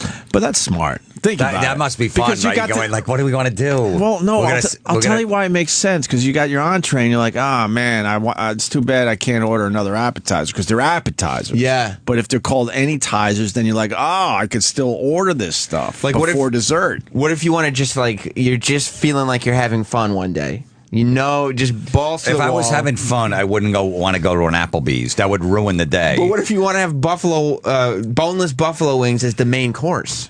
Then it's like, well, just thank God order for it you. as an appetizer. Just say, look, I just It's got an to take anytizer. It's an Anytizer. I would never think that's say fun? that. If someone came in and had a gun to my head and said, look, I'm going to fucking blow your brains out. Yeah. You got to say anytizer. I go, just do it. Are you one of those guys you just point at what you want? Yeah, absolutely. You don't go I'll with take the- that. you don't- What? You don't go with the goofy names that they have to name everything? You mean the Applebee burger? No, this There's thing an right Applebee here. burger. There used to be. He wouldn't say when we would go to Denny's or whatever, like moon over my hammy or Yeah, those things. never. I always remember he would point out and go, "Let me have this one." Then they'll be like, "The moon's over." He go, "Yeah, that one right there." What about a Tutti Frutti? Yeah, IHOP. That's why I stopped It was a eating Rudy there. Tooty Fresh and Fruity. Yeah, I got this That one. was my favorite, actually, at IHOP. I did, and I would be proud. I'd say, give me one Rudy Tooty Fresh and Fruity. Yeah. You would say that? No. Maybe. You would be proud. It's okay. No, I would just point to it. And then the guy would go to Rudy Tooty Fruity. I'm like, this thing right here. Well, just what you talk about the Rudy. I got that. This thing right here. Never say He would try to get you to. He tried to get you to say it because it's fun for everybody. It is. It's an fun. anytizer. I want an anytizer. What if a server came over to you and said, "Okay, can I start you off with an anytizer?" What would you say to that? Because you're hungry. What is that? I don't know what that is. What? It's like, what's an anytizer? It's just something you can start with. You could have it as your main course. You could have it after the meal. if you want. But that's been going on for years. Sometimes I just got an appetizer and I just said, I'm just going to eat this. I'm good. And I'm sure they would say something like, well, it's like an appetizer. It's like an appetizer. No, but it is an appetizer. It's fun. Dan Soder coming in to say hi. What's up, Dan? Nothing fun. About an anytizer?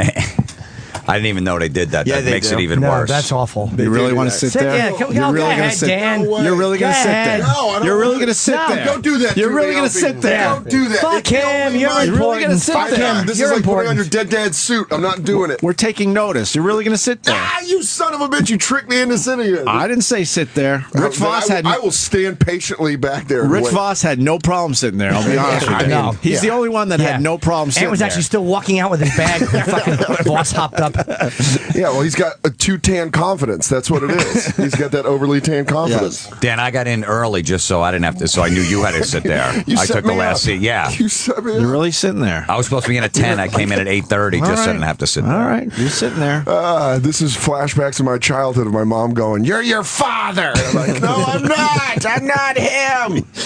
I want to just get out of the studio. To be honest with you, It's fucking. I don't it's want a to be in the bummer. studio anymore whatsoever. Or It's almost like living in your house after your wife just left you.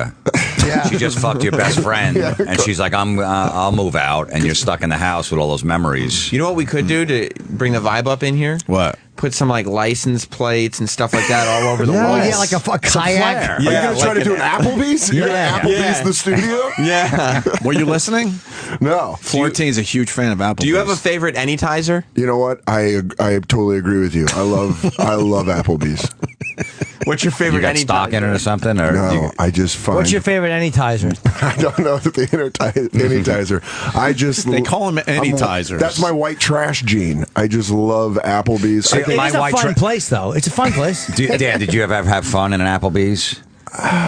Yeah. Well, at the bar. What was so fun? You got really the drunk? shit on the. All right, the drunk, but the stuff on the wall, did it make you laugh? Did it put you in a good mood? It kind of bummed me out There thinking you that go. someone had to put that up. Right. Does it give you like that friendly neighborhood feel? Yeah, I felt like everyone I knew everybody. There's no neighbor. I'm off a fucking highway, Route 70 in Indianapolis. Next to a There's- nails place. Yeah, and there's 3 hotels. Right. See you It's guys not later. a I gotta go to neighborhood. LA. What? I had to leave early. I'm doing podcasts. I knew so- that. I know. I was just making it dramatic. I gotta go. I'm taking Jim's mic. I don't feel sit here, comfortable please. here. Say that. What the fuck, Anthony? You're the guy. No Fuck him. way, dude. Jimmy, what are we promoting? You're doing Rogan's podcast today. Rogan today, Corolla, Will we hear it today? Bill Burr. Oh yeah, he does them live. Duh. So Joe Rogan's podcast. Jimmy's gonna be on it. East Coast. As soon as I land, I'm going right to his. And what else you doing over there?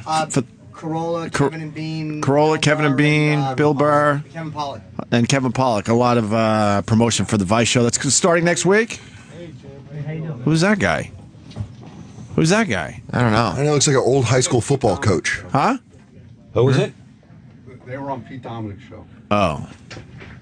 All right. Oh man. All right, I'm much more comfortable. No, but white trash. Applebee's, I get for you, but I like Waffle House on the road for white trash. You like Waffle Eat House? breakfast, yeah. Waffle House is great. Burt's Chili on some hash browns. It's pretty good. All the I know I go deep on my white trash restaurant knowledge. Yeah, and Waffle House, there's nothing goofy about Waffle House. They just make it right in front of you. It's disgusting. There's food all over the place. They don't have to rename everything. No, it's very easy to order. It's very easy. They get it to you in 2 You don't sound like an seconds. asshole when They you're give you those ordering. little napkins from like 1950. Well, what do you do if you want to have a good time? I'm gonna have a good Rudy Tooty, fresh and fruity, something like that. I never have a good time at a restaurant unless it's like a nice steakhouse or something like that. But even that, it's like, all right, you're just hanging around with the people you're with. Well, the good time is the steakhouse in Dallas. I think we discussed that. The strip joint with the amazing steaks. Yeah. What was the name of that? The Lodge. The Lodge, yep. That's a place you got to go, Dan Soder. That always amazes me when there's certain strip clubs in this nation that have excellent food, and I'm like, good for you, sticking it to society. Like, yeah, we got tits and unbelievable dining. Food was amazing at the Lodge. Yeah, for absolutely. real. Really? And the tits weren't bad either. Like Scores was like that too. They had the restaurant on one side, was really good, and then you went over to the other side for the dancers. I think I've been to Scores maybe once in my life. There was a place in Jersey called Legs and Eggs. It would open at like 6 in the morning. No, that's Dallas too. Yeah, but they had one in Jersey. Okay. So we just go there if you were hammered or whatever, or just it was an after like 6 hours in the joint. morning. You would just start. They with would the serve strippers. the eggs, and it was another strip place. Or if you're a sex addict and you have to get it out before breakfast, where you're just like, I'm going to go do this before I go to work. True. I'm going to go see some tits. There was some nights we waited in the parking lot at like 5:10. We pulled up for it to open at 6. Why couldn't it open before 6? I don't know. I'm not sure why, but it opened pretty much right at 6. Who's Jimmy taking a picture with? That's what I'm trying to find out. Roland, who is that? Someone important. We'll just drag anyone in here at this point. We're Just loading them on. You're like, come on in. I don't know what the fuck's going on. So anyone walking by, just come on in. Just step in. Help me. Help me. Oh, man. So we're talking about Applebee's as being a neighborhood place. But then during the break, Florentine and Sam were just running down a whole list of shitty places. Yeah, because like I go out of my way to find Chili's. Chili's? I love Chili's. Do you eat? Here's some real shit food. Do you eat Chili's too at the airport? Have you ever seen those? I absolutely would stop at a Chili's too. E-Rock throws a thumbs up. E-Rock, get in on this. Gross human being. No, I only get the boneless buffalo wings at the airport. Oh, okay. From Chili's too? Chili's too, yeah. I'm glad E-Rock has standards. And the blackberry iced tea. Oh, good. Do they for you. spell it T-O-O? Yeah. That's the only way to do it, right? Yeah, Okay, you can't. You can't go T-O-O. I think you throw up the number. Really, make it the sequel. Yeah, that's Chili's true. has the best boneless buffalo wings anywhere. And the best spinach artichoke dip. Chili's. I get corn on the cob, boneless buffalo wings, and fries, and endless Dr. Pepper. Is that a package of anytizers?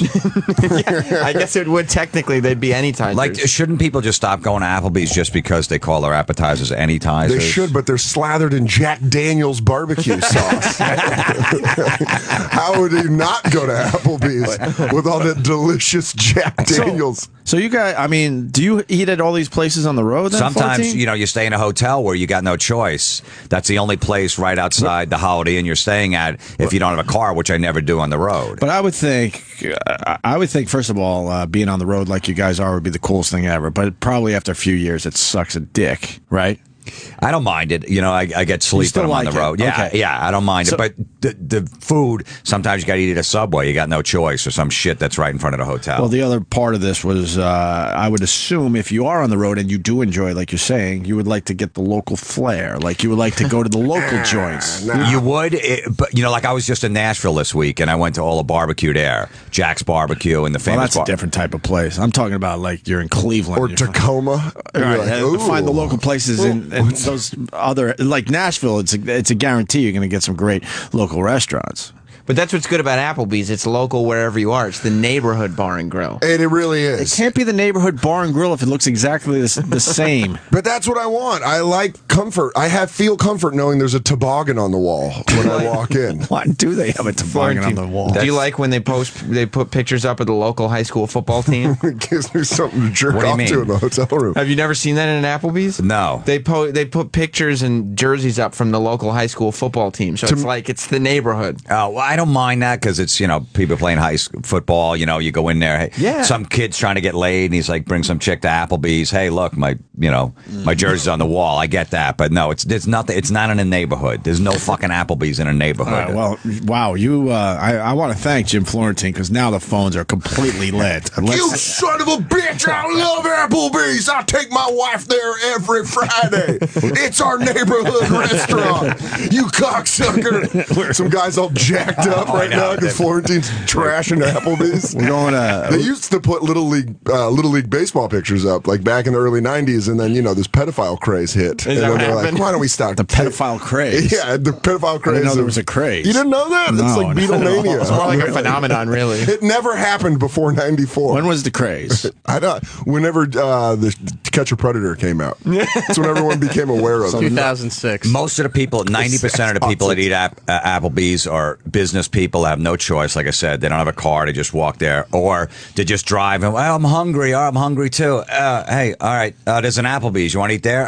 All right. That's it. My wife was That out would of be my town. last. That would be my last choice. But if you're driving down 95 to Florida with the family, or let's pull over and get something, you see, all right, there's an Apple. You want to eat there? I've I guess. I've always hated franchise places. Always.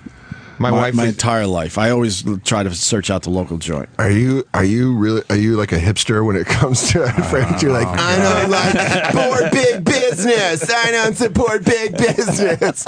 I get geeked up when I see a Ruby Tuesdays. I'm like, oh, fancy shit. But what's the difference between Ruby Tuesday, TGIF, and Applebee's? Ruby They're pretty Tuesday's- much the same exact place, Ruby right? Tuesday's a big difference. Has a salad bar. I don't know. Pretty I wouldn't goddamn even good. know this. Yeah, it does have a salad bar, and the food's better at Ruby Tuesday. It absolutely is. Yeah, Ruby Tuesday's got good hamburgers and turkey burgers. I'll And give them that. Excellent sliders.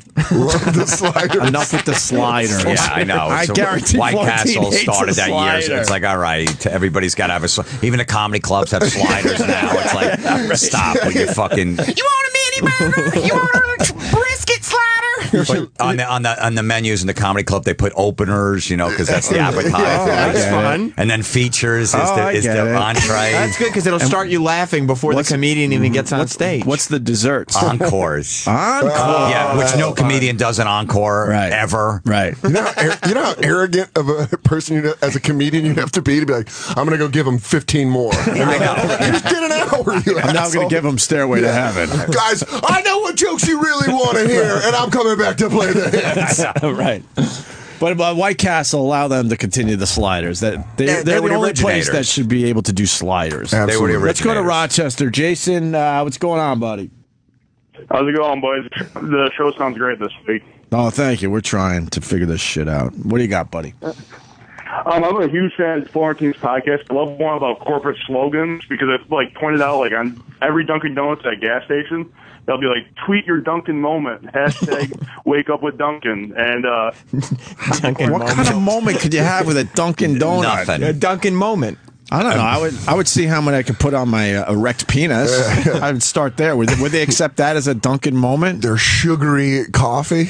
But what about I when hate you their coffee. when you get Oh, to the the coffee's coffee? horrendous, and How about that? America runs on Dunkin'. No, it doesn't. I hate D&D's coffee. That's the only coffee shop by me in Queens, and it's all these Indian ladies that run it. And I tried switching to green tea instead of drinking coffee, and they looked at me like I was the biggest pussy. Every time I come in, they'd be like, "Do you want coffee?" And I'd be like, "Can I get a green tea?" They're like, "All right, green tea, 2 honey." And they're like looking at me like, "This faggot wants a coffee." I was like, "I just want to be better. I want to heal my fucking acid reflux." Oh, that coffee's horrible. Yeah, my friend said The it the donuts best. are horrible. I don't like Dunkin' Donuts. You don't like the donuts there? No. Are you not a donut guy? Not really. I like Dunkin' Good. Donuts. Oh, good, right? So you're coming around.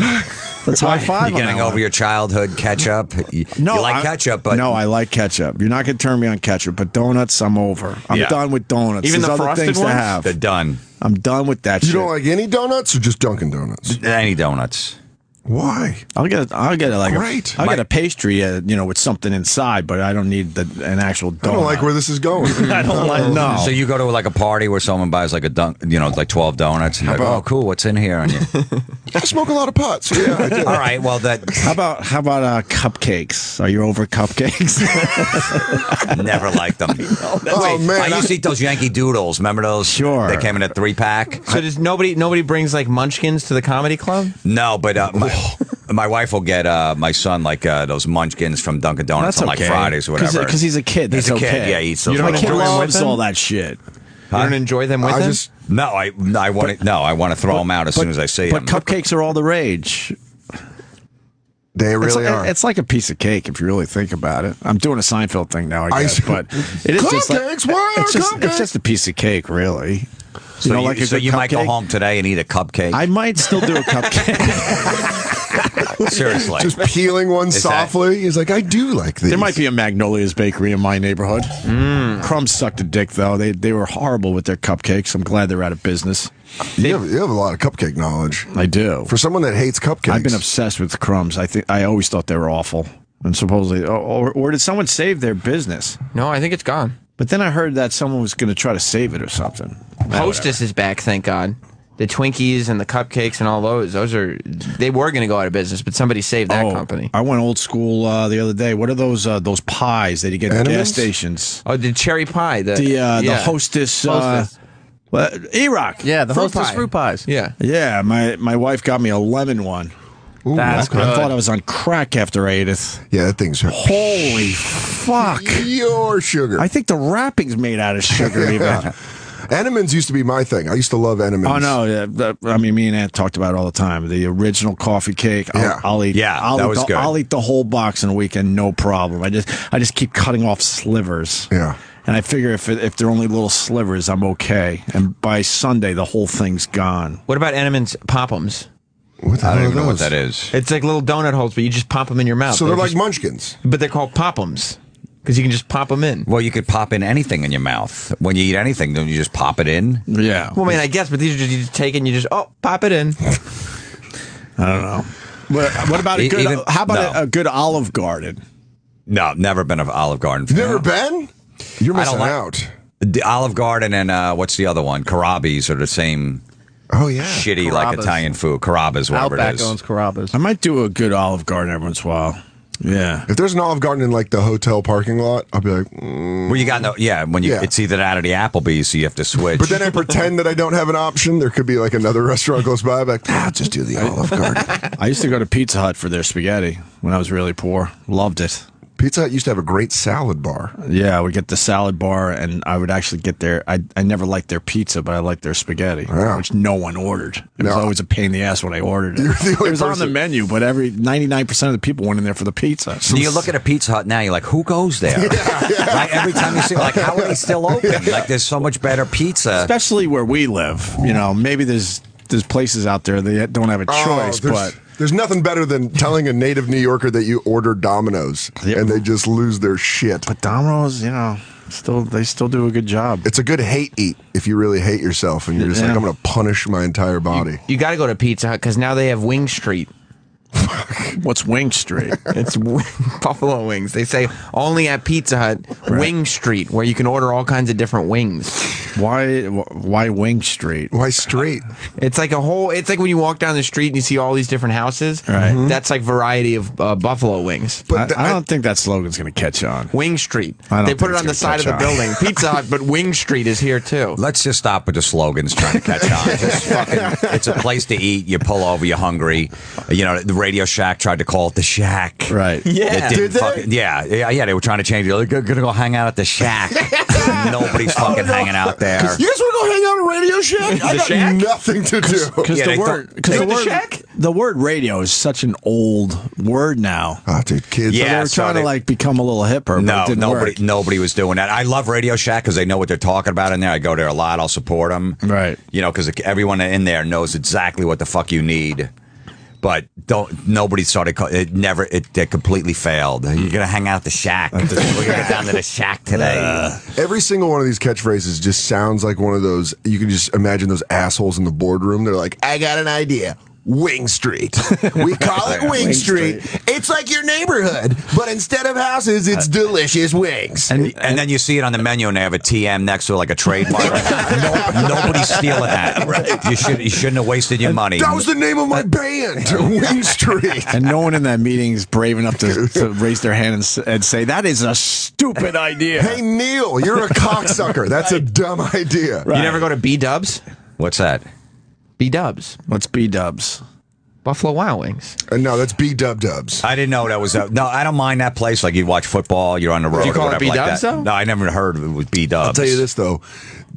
Those commercials irritate the shit out of me because it's always about them rigging sports games so you can stay longer. Yeah. Do you remember when they did that whole advertising campaign where they're like, it's almost the end of the fourth quarter, and then someone behind the bar hits a button and then the game gets changed so that they can hang out at Buffalo Wild Wings longer.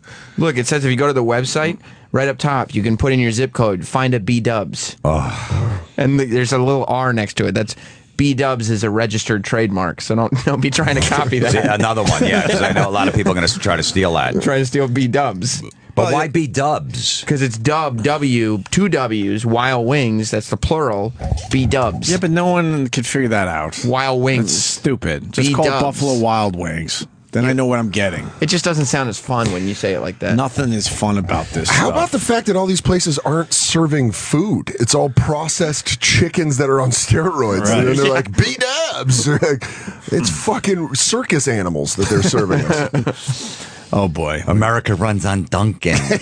Tweet us your Dunkin'. Someone was telling Who me would tweet a Dunkin' moment? Could you go to see if anyone has tweeted a Dunkin' moment? I need to know. Dying of diabetes. I just had another Dunkin' moment. Hey, that Dunkin' moment thing ties into a lot of morning shows around the country.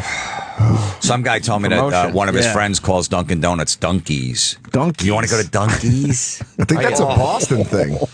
Well, Don't yeah, they call you it can't. Boston, you cannot get to a Starbucks there. They block them out, man. Every corner there's a Dunkin' Donuts. But you've never lined up in front of like an elevator when you first get to work, and it's so crowded with people. But thank God you got your Dunkin' Donuts coffee. You're cool. That's a Dunkin' moment. America runs on Dunkin'. That's a Dunkin' moment. That's a Dunkin' moment. If I got blown in the parking lot of a Dunkin', that would be a Dunkin' moment. Other than that, it had nothing to do with the coffee. Well, let's have an open mind. Let's look at some of the Dunkin' moments. We might be missing out here, guys. See, there's a nice Dunkin' moment. Look at that. Just in her car, Right. butter pecan iced coffee. Screaming child in the back seat. Look, It's her Dunkin' moment. it's a picture of her This is my hashtag Dunkin' moment. of her sugary drink. That's a good Dunkin' moment. Yeah. Oh, look at that. Oh, Look, this here's is a fun. nice look. This is what I was talking about with the fun. Right. Like, it's a whole family together, and they all have their whipped coffee drinks. Well, the one guy, he has just a coffee. Well, that's dad for you. He's not going to, But the girls have their sugary drinks. It's a Dunkin' moment. That's a Dunkin' moment. It looks like they forced. Look at this Dunkin' moment. Why are you getting mad, Florentine? You know what? If it's for kids and families, I get it. Kids want to get their picture up on Twitter or whatever the shit. Yeah. All right. But when I see adults in here, I'm going to have a problem with it. Right now, it's a bunch of kids. They're holding their drinks. No problem. Well, there's an adult with a donut. Most of these pictures look like they were in a different country and forced people to take pictures with a Dunkin' Donuts. Right. They're like, hey, you want 20 American dollars? Yes. If you ever want to see your family again, you're going to hold up this box of donuts. Put up the donuts. Now hashtag it. Let's go to Kristen in Atlanta. Kristen. Hey guys, what's up? No, we're just fucking around. Well, I was kind of wishing y'all have Jim Florentine in there. I was kind of wanting to hear some of his demoralizing stories of fucking chicks and, getting it on, because all this cupcake donut talk sounds a little gay. She's right.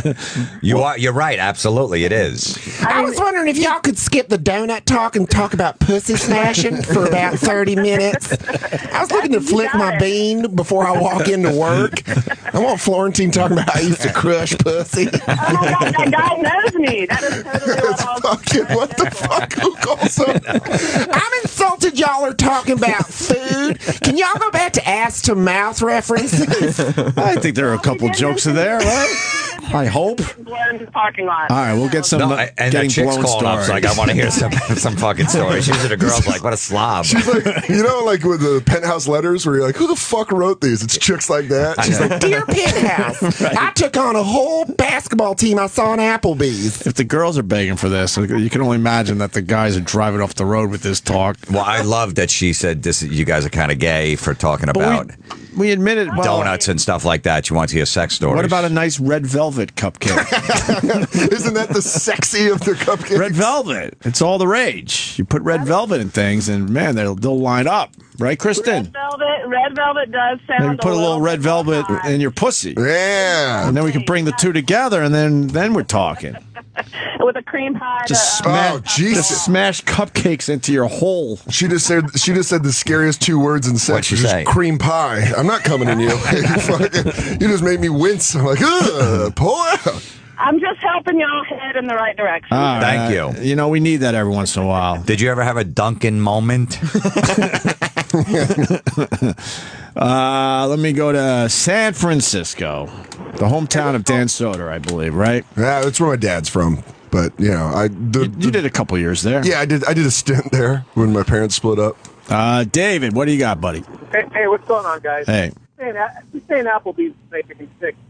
Hey, yo, Jim, when you're driving in your car and you're behind a car, it has a sticker on it. It says Stanford Mom, Berkeley Mom. Like, they actually are going to the school. What do you think about that? You could enjoy a good bumper sticker, right, Florentine? What's the bumper sticker? Like, I don't know, my kid goes to Stanford, right? Something like that? No, it says Mom, Stanford Mom. Oh, Stanford Mom. She's a little proud. She's proud. Yeah, I'm not a big fan. It doesn't drive me crazy. The stick people, put the kids on the back of the stick. How many people in your family? Yeah. That annoys me, but it doesn't drive me crazy. Right. Okay, here's another one. Yeah. What do you think when you're driving and you got a chick, she's barefoot, she's got her fucking feet up on your dash, and you look over and see somebody's sneaky feet? Okay. This guy's got a lot of anger. That doesn't even make me angry. Yeah, this guy's coming unraveled. Jim, I got a situation for you. You're driving, guy hits his blinker. What a cocksucker. This guy's fucking angry. The bumper stickers, though, like, a Stanford Mom and all that. Dude, you're paying $50,000 a year. I went to Geneseo and I had a Geneseo sticker on the back of my car. It didn't have as much heat. Yeah. It didn't have as much heat as Stanford Mom. Yeah, or a Harvard Mom. Right, Harvard Mom. My son goes to SUNY Albany. Geneseo. I know. I'm a SUNY Albany mom. My kid's up there getting good grades. I was proud, but I wasn't getting heat. I wasn't getting heat from that as I was driving around. I think you're right, Jim. The stick figure families are the ones that irritate me. It doesn't drive me nuts, but it is a little annoying. With the dog, and then they have the dog, and the cat, and they're like, "This is our whole family." You're like, I just hate. I hate your entire family. I don't like those at all. You ever see the beach ones where it's flip flops and sandals and Crocs for the kids? No. Yeah. That would bother me. Yeah. Let me. You don't like Crocs? For kids. What about like adults? My son wears Crocs. It's great. They slip right on. It's perfect. There are people outside, though. They're comfortable. They're not comfortable for what? For who? Well, adults that are walking around all day. If you're going to the beach for the day, I guess, right? You want to go to the parking lot. You don't want to fucking walk on the pavement. I get it. Right. But what if you take off your work shoes, and that way you can walk around on the street when you're out of the office? You put your Crocs on. No. You wouldn't walk down Broadway in a pair of Crocs? Not really, but they are good for the beach. But, I mean, you got a young son as well. I mean, how great is that? Instead of the greatest thing ever. Putting shoes on them and tying their laces, oh, what a fucking nightmare. Slip them into some Crocs and you're ready to roll. Look at this picture of Steven Tyler. He's wearing his Crocs. You're cool like Steven He's allowed Tyler. to. He can do whatever he wants. Yeah, he wrote Dream On. If you beat heroin and you write classic music, you get to wear Crocs. Yeah, Sweet Emotion. Okay, you're allowed to wear Crocs. I feel like I want to call Jim every morning with like advice. Like, Jim, I'm going to wear a T-shirt I bought at a bar. Is that a good idea? That's why don't do it. Okay. Here's the big plug. That's why Florentine's podcast is so good. These are all topics and things he does on his podcast. And he makes you look like a fool. I just did one a couple of weeks ago about fireworks. There's no, to go to fireworks. You don't like displays. fireworks? No. Why? I don't like driving to them. It's fucking stupid. All right, hold on the line. I'm going to get to you in a second. It almost sounds at this point like you have tastes like a World War I vet, where you're like, I like to sit in a quiet room, with a good book, a very well-written book. But when he says these things, you want to go, you're ridiculous. Yeah. And then he breaks it down, and then you feel like a fool that you ever liked fireworks. And I never had a father. Like I feel guilty now that I like ketchup. Here's the thing: I've never had a male role model, so I am impressionable in any way. Yeah. Jim could tell me like, you should stop doing this. And I'd be like, yeah, you're right. I fucking really fucked up. He brought up ketchup the other day, and I want to go, you're a fool. Yeah. And then when he explained it, I'm embarrassed to put ketchup on my hamburgers. Yeah. Now. You don't like ketchup? No. He's not 8. Not a fan. Oh, man, you would hate the way I eat. I dunk everything in condiments. I love ranch dressing. Oh, yeah.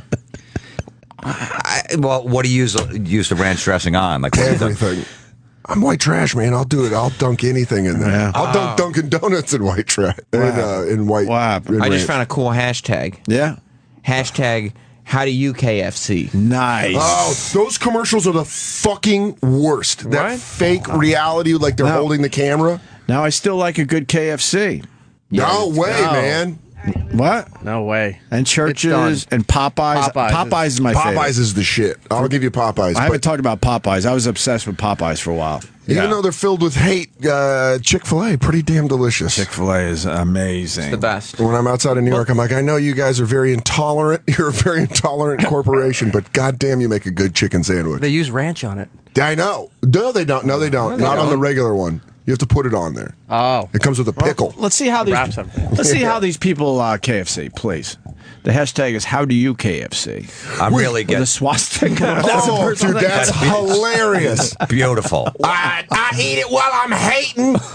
Wow, this is cool. Okay, you're gonna like this. Jim. Finally, I found And look, something right on the that you'll box be it okay says with. hashtag how. But look at this. It's a bunch of dudes, and they're eating KFC, and they're fist bumping. They're fist pumping. And it says Because here, it's so damn good. it says here, man up, fill up, $5. That's right. Hashtag how do you KFC? No, they stole the hashtag how, though. That's on their packaging. They just go with how. They can't steal how. It's just dudes being men. They're not showing their face. I don't know how old they are. They look like they're young. No, they look a little They look older. like high school kids. I'm going to go college. I think that's a wedding ring on this guy. Yeah, I'm going to go So they're college. they're men, you know? That could be fake, though. I feel like that's a fake picture. No way. KFC posted it. You're telling me there's 4 men that are dumb enough to be like, guys, I got an idea. Let's fist bump over a box of KFC. I think it's just like a natural moment. I got some chicken. Nah, it feels planned. And what do you get by doing this, by posting these? Do you get like free chicken? No, just something you do for fun. How is that fun? You're just sharing it. But who? But sharing it to who? But who else? How are you going to see somebody's reaction if you're just putting it out there? Who's it fun to? You would never fist bump with your pals as you're eating KFC? No, and I would. I'm done with these fucking hashtags too. What if it's the Super Bowl? When you got soccer moms putting hashtag my kids, I love them. No, you hashtag sure? a great life. I'm fucking done with hashtags. A good Super Bowl. You're at a party. No. You're sharing some KFC. A little fist bump. Oh, this is little fist bump. It's game night. KFC. Fuck all this. What do you save your fist bump It's for? not chicken. Florentine. What do you save your fist C bump stands for? You know, if I see somebody, I usually just shake a hand. I don't do a fist bump, but no, not after eating something. No, okay. I've been to good restaurants, never fist bumped. No. If I've been Over a caught- good steak? Without ketchup. I know. I've had great steaks, never fist. Never I was fist in bump. Nashville eating the fucking best barbecue in the world at Jack's. You didn't look around for someone to fist bump? I didn't fist bump my Because your friend hands that I were was messy? with. No, nothing. Nothing. I'm like, this is fucking good, isn't it? He's like, yeah, it is. You acknowledged And that it was with words? I didn't hashtag the Jack's. But hashtag BBQ. But if you're eating a good barbecue, the only thing you can do is fist bump. Or hit a home Because the run. rest of your hand is really fucking filthy. You got a fist bump at the But barbecue what are you fist bumping about? Because you're so happy. You're celebrating. All that goodness is in you now. You're celebrating that you're about to enjoy some KFC. Yeah. No. My wife, it was our 2-year wedding anniversary the other Congrats, night. by the way. She cooked filet and did a whole meal and stuff like that. I gave her a kiss. This is great. And I kissed her. That was nice. I didn't fist bump. That's a face fist bump. That's a face bump. That's what you gave her. A face bump. All right. Yeah. But no. Let's start that. I didn't hashtag. I didn't take a picture. Can we start the hashtag face bump? Face bump. I didn't hashtag and put it on Facebook. Food porn. I just imagine that girl in Georgia right now. It's like, and what did you do after you kissed? Did it get more erotic? They're still trying to get to the sex stories. I'm a huge fan when people post pictures of what they're eating. That's I think the it's worst. Jim, are you not a fucking worst. Are you not a foodie? No, I'm not a foodie, and no, I don't. What's wrong with being a foodie? Yeah, You're just understand. bragging Now that he's you know how to make a insulting you. deal. Ooh, big deal. Oh, wow. I cook. Go Wow, fuck look yourself. what I did. I cooked this meal. Big fucking deal. But the foodies know That's what where- everybody does every day. But they know where to eat. Who does? Foodies. They know where the best hamburger is, the best pizza joint. That's one of my favorite part of foodies in New York. Like, you live in New York, it's so easy to find great shit in the city. Yeah, because if you don't have a good joint, you're gone in a month. Yeah. You get maybe a month. You're to, back in to get Indiana. people in your joint. Yeah, you're having a Dunkin' moment in fucking Gary, Indiana. Right. You're like, I lived in New York for 6 months. That didn't pan out. It's tougher to eat good in that neighborhood. Let's say hi to Manny in San Jose. San Jose, that's kind of close Yeah. to San Francisco, right? Yeah, Bay Area. It's a hot pocket. You got a neighborhood bar and grill there, Applebee's? Yeah, it's disgusting. Don't worry about it. Listen, I don't know what Florentine looks like, but I know I heard that voice on a movie or something. You played a pimp or I don't know what. Yeah, I was in Californication. Oh, is that what it was? Yeah. So are you acting now? Is this an acting thing for you? He just said it like it's one of your parents' friends. He's like, so what are you doing? You acting now? Yeah, I do a little bit on the side. I gave up on Californication, but now I got to see the episode you were in. It's a great show. I loved it for a while. I really did. For whatever reason, I just tapped out. What do you got, Manny, besides all that?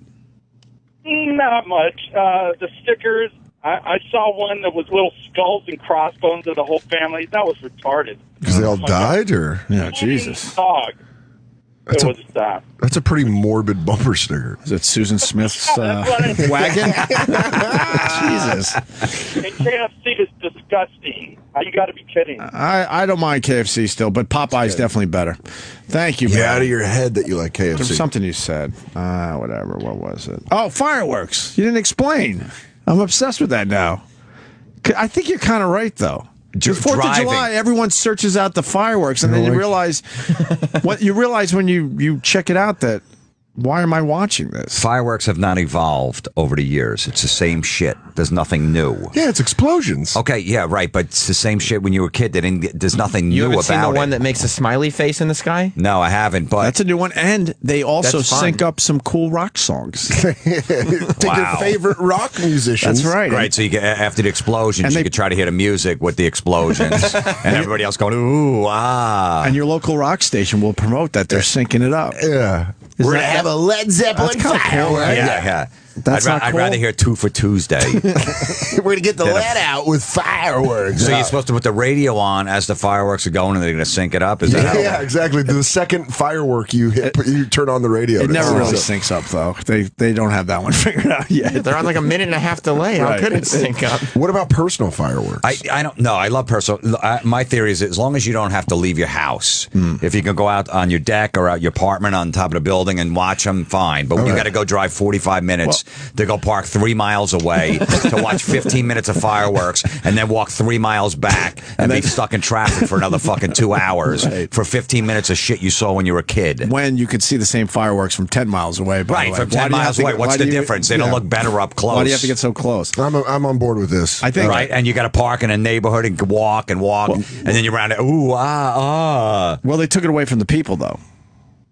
There was a time where everyone did their own fireworks, which and I loved, and the risk factor made it so fucking cool. That's what it was. It was the danger. Then you fire a few bottle rockets at each other because what the hell? Why not? My friend got caught in the eye with a bottle rocket when we were in high school, and it was the weirdest moment of like, I want to laugh, but then you're like, I shouldn't, and then you're like, oh, I really shouldn't because I think he's blind now. But he healed, so now it's a funny story. He's all right. Oh yeah, we used to get packs of firecrackers and just throw them at each other. Oh yeah, sure, all that stuff. Bottle rockets at. Of course, yeah. I mean, on Long Island, you go in the neighborhoods 4th of July weekend. It was a war zone. If you drove around these neighborhoods, July 5th, you couldn't believe, what was left behind. They tried making most fireworks illegal in Colorado, so then just people would drive up. I grew up in Denver. We'd just drive up to Wyoming and then just get these insane fireworks and come back and then just fire them at each other. And it was the greatest time ever. So that is cool. But now it's all controlled absolutely, and all that. because all the neighbors are going to call. Your it's local dangerous. town and their fireworks display. Yeah, it's 8:30 and they're making noise. You got the next day off. I was you got a chance to sleep in. It's fucking July 5th. You're not working. So what if you don't go to bed at 8:30? Oh, they're making so much noise. It's dangerous. It's gonna start a fire. There's not a fire. I wanted the world to know about my Duncan moment, and my neighbors were creating a racket in the backyard. Let's go with Blumpkin moments. Yeah, that's what the chick in Atlanta wants to get to. Or Blumpkin moment? Yeah, where she's like, when were you getting your dick sucked down the toilet, Jim? Worst commercial on TV, Pepsi commercial, canoeing down a river. I don't think so. I think those KFCs are the worst commercials. Let's say out of Chicago. Bishop. Hey, boys. Hey. Yeah, I don't know if you've seen this Pepsi commercial. It's infuriating. It's a bunch of guys like on a canoe trip, and they're floating in the river, and they have a cooler of Pepsi in one of the tubes, and the Pepsi gets away, so they strap on their helmet, and they race down the river to get their... I wouldn't do that if it was full of cocaine and hookers. I easily would. I would definitely, if it was full of coke and hookers, I'd be like, let's go. Well, have you seen this one? Yeah, I know exactly what you're talking about. It's an awful commercial. I've probably seen it, but I just don't feel like remembering it. But I don't think it's as worse as the KFC fake reality where they're like holding the camera and they're like, we have a great time eating KFC. Have you seen those? Yeah, they take themselves too seriously. It's just fucking food. It's not even food. Stop trying to get some kind of viral moment going. If you want to, like if they want to do a promotion where whoever's the best picture today, you get a $100 gift certificate or something like that. That's great. Someone encourages kids that eat there. I get it. But don't try to make it sound like it's this over-the-top fun. I wish they had commercials where like, we're actually serving chicken again at KFC. I'd be like, I'm going to go stop by. Come back. We blew it. Guys, we got a little greedy, and now we're going to start serving real chicken. We got good news. We're not frying up goop anymore. Yeah. Do you shop at the Taco Bell Live Más store? Oh, jeez. What kind of sad sack of shit has their wardrobe? Taco Bell has T-shirts? Yeah, because their slogan is Live Más. But what else? Más means more. Yeah, you're going to live a lot less by eating at Taco Bell. It's fucking, Florentine, let's have an open mind, though. What's wrong with you? Look, can we go to the Live Más store and see what they offer? Yeah, absolutely. What's wrong with you? All right, see? All right? This is the Live Más store. Let me throw something out there, Sam. Let me see if you can find something for me. I want a Taco Bell hoodie. Whoa! Look, you could have Live Más pajamas, a hoodie. Oh, there it is. Here's the Live Más zippered hoodie. I wasn't even looking at the computer, and I was like, That's cool because right there on your sleeve it says Taco Bell Live Más. But that's not right. Well, how so? The Live Más hoodie. That'd be funny if you're having a conversation that's a great hoodie. You're like, thanks, it's from Taco Bell. I got it at the Live Más store. It's online. The Live Más hoodie. Look, I got a Slipknot hoodie, so that's pretty awesome. But that's look, if you're a kid and you eat at Taco Bell and you want to wear a Taco Bell shirt, but what about this? This one, there's a section called Just for Fun, and I know just for fun. Here we go. It's going to be fun. What's so fun here now? The foam hat. It's a Taco Bell foam hat. It looks like a taco, but it's a hat. And put it on your head. If you paid money for that, you should be killed. It's only $15. That's good, right? Jesus, plus shipping and handling. Right. Live Más. Know who would love that? Danny Falcone would love the. He would love it. He would love the foam hat. He would, taco hat. He would. He was texting me earlier. Why haven't we mentioned Taco Bell? And then you went right into Taco Bell. Oh, really? Then yeah. Get him in here. All right. Get Denny in here. He'll defend. He'll defend all this stuff because he appreciates good swag. If I took my son to Taco Bell and he saw that hat and he's like, Dad, I want that hat. That's cool. I would buy it for him. That's because you're a good dad. Yeah, but what about this grown dude on a skateboard? No, that's what's wrong with what's wrong with a Live Más skateboard? Can you get a Live Más skateboard? Of course. Go into the fun section again, please. Thank you. There's a skateboard right here. You can get a Taco Bell skateboard. The Live Más taco. Yeah, it says Live Más right on there. I remember when I was a teenager and skating was like super popular with my friends, and they was like, "What kind of deck you have?" And I got a Taco Bell deck. I want the Live Más store. I'm sponsored by Taco Bell. There's no way this merchandise is moving. There's no way. Yeah. It's just fucking laying there. It's in boxes in a warehouse somewhere.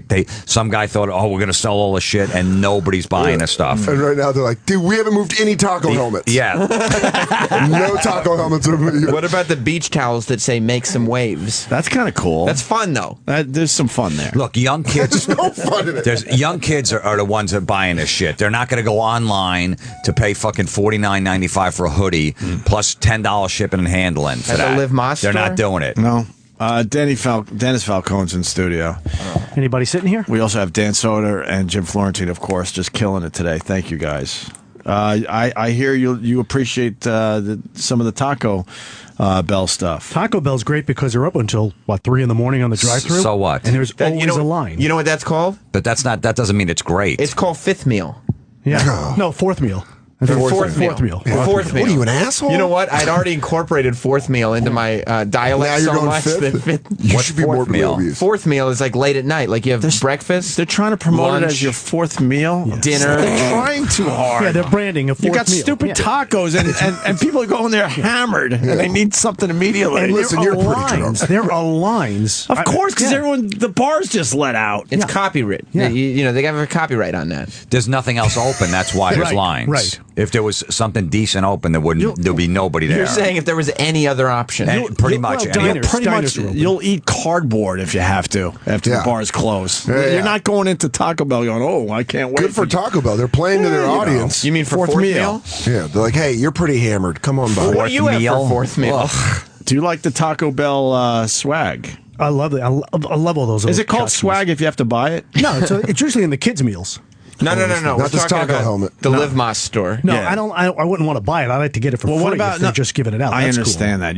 This guy appreciates free shit. Let's go through every T-shirt and see if they're out of any of them. They're not. They're not. Nothing that one selling. looks really wordy. What does it say on that one? Well, this is the mantra T-shirt. In case you have a Taco Bell mantra. What's a mantra? I mean, I know what a mantra is, but what is a Taco Bell mantra? Sometimes you just gotta go there, kick up some dirt, make some waves, blaze some trails, burn up the night, be the first one to head out. What the fuck? The last one to turn in. Try what you've never tried before. Make a play and let it ride. Fake chicken. Do you feel like eating stuff that was created in a laboratory? Live your life by eating science. Because Eating science. if you never do, you'll never know. Sometimes you gotta shit blood in your 20s. I always like the line they had. Run for the border. Run for the border. No, Dennis, We're not done with the done. mantra. Oh, shit, going so forever. goes. Yeah, This is all on one. exactly. This is all on one T-shirt. This is the front of the shirt. Wow. Live Moss is how the mantra ends. Not shit Nice. blood in your 20s, Dan. You got to end with Live Moss. I like mine I better. think we could all agree you got to end with Live Moss. Live Never Moss. seen anyone wearing that shirt. Nope. No? The guy who came up with this, like we were saying, the board meeting, all these different ones, they brought them in. How about this? How about this? And they're just fucking, all those shirts are just laying there. Good news, Florentine. All sizes available. All sizes available and everything. Everything in that fucking store is all available. Yeah. You don't like the ringer tee?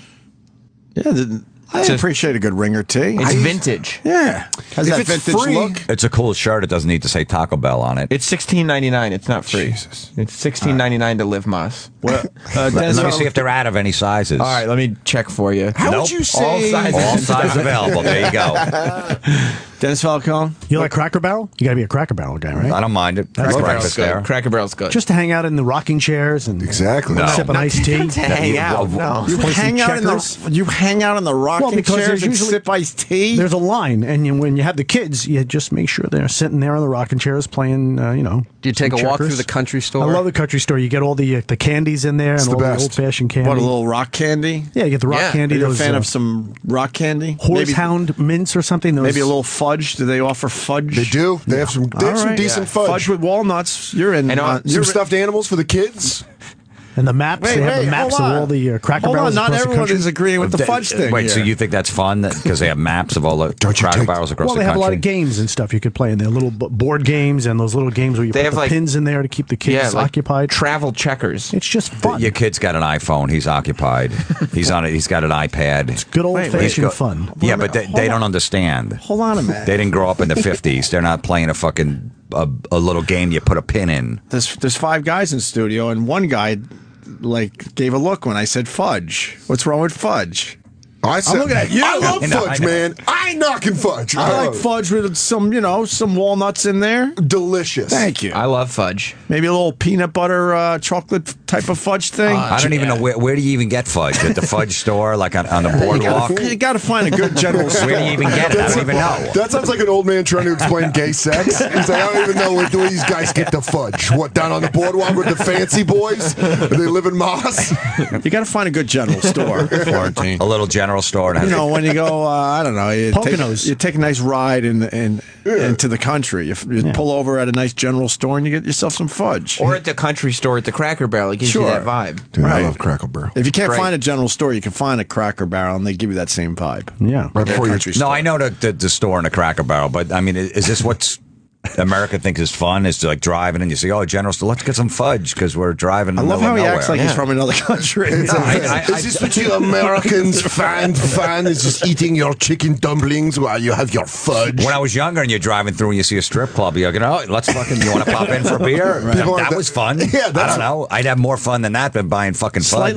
Slightly more fun than a good piece of fudge. Dan, what would you rather? A piece of fudge? You see a general store, or we have fudge, or there's a strip club right next to it, and you got time to kill. Fudge with walnuts. And you're with your buddies, and it's like noon, and you go, "Hey," and a good rock candy on a stick. You want to pop in for one? Can I have fudge at the strip club? There's so many options. Strip club. Fuck. There you go. Titties beat fudge. I lost them. But listen, Fudge seems fun though. Fudge is fun. It's fun for everybody. Fun. Yeah, it's something everybody can enjoy. You cut it up in little pieces. It's a low-key snack. It is. Share with who? Whoever's in the car driving with. Yeah. Are you saying everybody else would have gone to the strip club? You got nobody to share your fudge with? That girl in George is like, I want to talk more about tits. I hate fudge. I don't know. Oh, that's a good question. What's the actual shipping and handling for the foam taco? Yeah, let's see.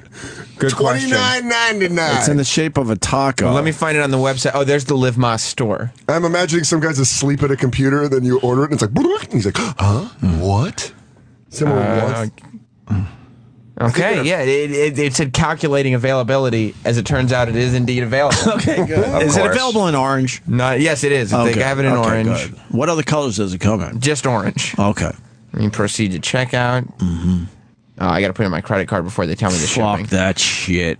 Don't even do that. I'm not going to do that. You're going to be on the hook for a few fucking foam hats.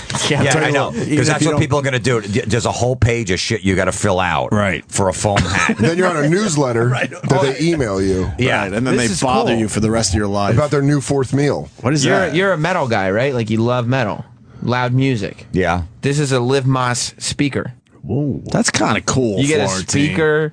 Just imagine your Metallica coming out of that. Yeah. I got my first guitar plugged into a Taco Bell amp. Live Mas. Live Mas. That's kind of cool. And it's only $59.99. No one's buying that. No one's buying it just because it has Taco Bell's logo on it. They can get that anywhere. I'm going to select the color and then it'll check for availability. So let's calculating. Okay, it is available, and you can listen wirelessly if you want. Surprisingly, it's available. It is available. You can't get that anywhere else. Just right. Taco Bell is the only one that has a speaker like that. A portable one you can walk around with. Nobody else. That's great. But I'm going to go to Taco Bell's website, pay $59.99 plus probably $9.95 for shipping and handling. Give my credit card. It might get stolen over their fucking unsecure site that some fucking kids running because that's only kids eat at Taco Bell. Yeah, that's what I'm going to do. And then it'll be branded with their logo. I'd rather go to the Shack and get a fucking little speaker. I found a caller that's going to speak for a lot of people today. It's Austin in Kansas City. Go ahead, Austin. Hey, Opie. Hey. Rockin' sweet. You guys got a great show going. I think you should fill that seat with Dan Soder. He is funny as shit. Oh, thank you, man. We like the Dan Soder. We like the Florentine as well. Yeah, put Dan in there. No. No, I disagree about that. Well, Dan already sat in the seat. You set me up for that. We're taking notes. Dennis Falcone has no problem sitting in that seat. Rich Voss has no problem sitting in that seat. Dan had a little problem sitting in that seat. I had a big problem with that seat. I think a little. Well, you might have to pay for it, but no, Florentine, you ruined my day. That's why I say he's speaking for a lot of people. You do ruin people's days. Why did I ruin your day, sir? Does it bum you out? Because you shouldn't feel guilty about putting ketchup on your French fries. I mean, everything you say is just negative. Everybody's shit, and it's like. I literally walk into work just this curmudgeon. He wanted to have a Dunkin' moment this morning. I'm sorry, but look, they're the ones that antagonize me. They know. There's a lot of stuff I do like, but they don't want me talking about it. Is Jim Raincloud Florentine. I will say it again because it's a great plug for his podcast. The brilliance of it is he makes you feel guilty about things like ketchup. I don't think I'll be able to go into a Cracker Barrel with the same enthusiasm that I used to. I'd be like, my girlfriend would be like, "Do you want to play checkers?" I'm like, I don't know. Florentine had a good idea. She's probably just get a new app on her phone. What about the rocking chair? Yeah, guys, I don't know. You're not fun anymore. And then I go to sit in the rocking chairs and feel like we're in, I don't know, New Hampshire. I don't think so. No? I don't know. Thank you, Austin. I think a lot of people would agree with you today. He's like, yeah, like Florentine's like, you know what else bothers me? Petting puppies. It's overrated. I don't know why. I love fudge. I will disagree with you about. But I think most of the things you're right. And now, but does it put you like in a good mood, like in a fun mood? Yeah, Fudge? absolutely. All right, so let's say you have a terrible set. Okay. At like the Improv, and you're like, "Fuck, man, I might get fired for the week." It was my first night. I'm like, I'm waiting for and you're miserable about it. Are you going to go and there's a store right next to the hotel or whatever, and they're open? Is that going to put you in a better mood? A piece of fudge? Maybe that's going to wipe out everything else, all your insecurities. Well, I'd probably do drugs after this. All right, but fudge isn't going to put you in that. You need to get in that good mood. Like, man, I gotta cheer up. Let me go get some fudge. It's not putting me in a good mood, but it's nudging me towards a better mood. How much on the needle is it nudging you? A piece of fudge. I don't know, with a nice maybe walnut in it, or maybe I don't know. It's moving me. It's pushing me towards a good time. What about a nice maple walnut fudge? I mean, what set? I didn't even just do a set. I'm on cloud 9 eating all this fudge. I got a question for Florida. If you're on vacation with your chick, no one's looking. Let's get some fudge or whatever. You're on a boardwalk. You want to go? All right, we'll get a piece. All right. You sure no one's looking? None of my friends around. All right, I'll have a piece of rock candy with you. Locked hotel door. Right. What's your guilty pleasure, Florentine? I don't know. Like just something you have to like. All right, yeah. Taffy? Do you like taffy on the Atlantic City Boardwalk? A nice box of saltwater taffy. Oh yeah, you bring it back. Terrible. You go to a casino. Let's bring something home for mom. I do. A nice box of Well, taffy. if you want to bring it for your mom, yeah. But what if you want to get it for the ride home? Make the road trip a little bit fun. Saltwater taffy is the best. Yeah, there you go. Yeah. You don't like saltwater taffy? No. Different flavors, mint and peanut You know what? butter and I everything. can't remember because the last time I ate it was when I was 6. So it was over 40 years ago. So I can't give you an answer on it. And next time you go to Trump's, you walk out on the boardwalk and you get a box. What's your guilty pleasure though? Like maybe an Oreo or a little ice cream at night. What do you got? I'll eat an ice cream cake if there's a birthday.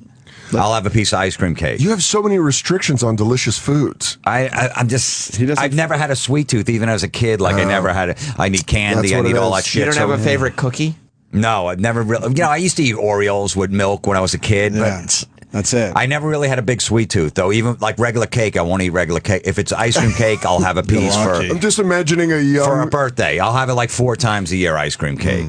I imagine you as a kid just becoming disenfranchised with Oreos as you're eating them. You're like, what are we really doing here, though? It's just, it's not that good of a cookie. Jim, you're 6. He's like, I don't know if I can get behind these cookies anymore. But Jim, you're 6, and he's going, I'm not 2. I ate that when I was 2. I enjoyed these when I was crawling. I'm a walking kid now. I'm already an adult. Not a diaper, for Christ's sake. You know, like the giant chocolate chip cookie that says "Happy Birthday, Jim" on it. A big giant chocolate chip. You get those? Those are nice. He goes way to the other side. That's what I love. Dennis might be the opposite of Jim, where Dennis is like, you know what I like? A nice walk on the beach with my gal and some saltwater taffy. You like a good boardwalk, huh? I like. You I like get a boardwalk, excited yeah. at a good boardwalk. I like IHOP too for breakfast. You get the chocolate chip pancake where they put the whipped cream smile. Boardwalks like are fun until you realize. That's nice, right? Yeah, it is nice. You know what's?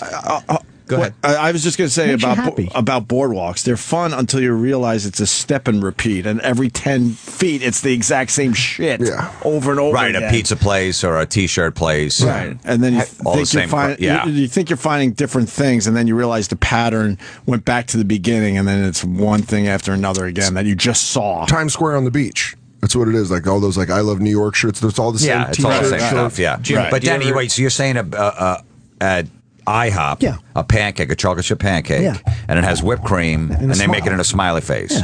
But does that put you in a good mood when it comes to your table and there's a smiley face in whipped cream? It's cute. You're thinking way too deep into this. I'm not thinking. I never thought of it before, so I'm not really thinking way too deep in it. Oh wow, look at that smile. It's cute.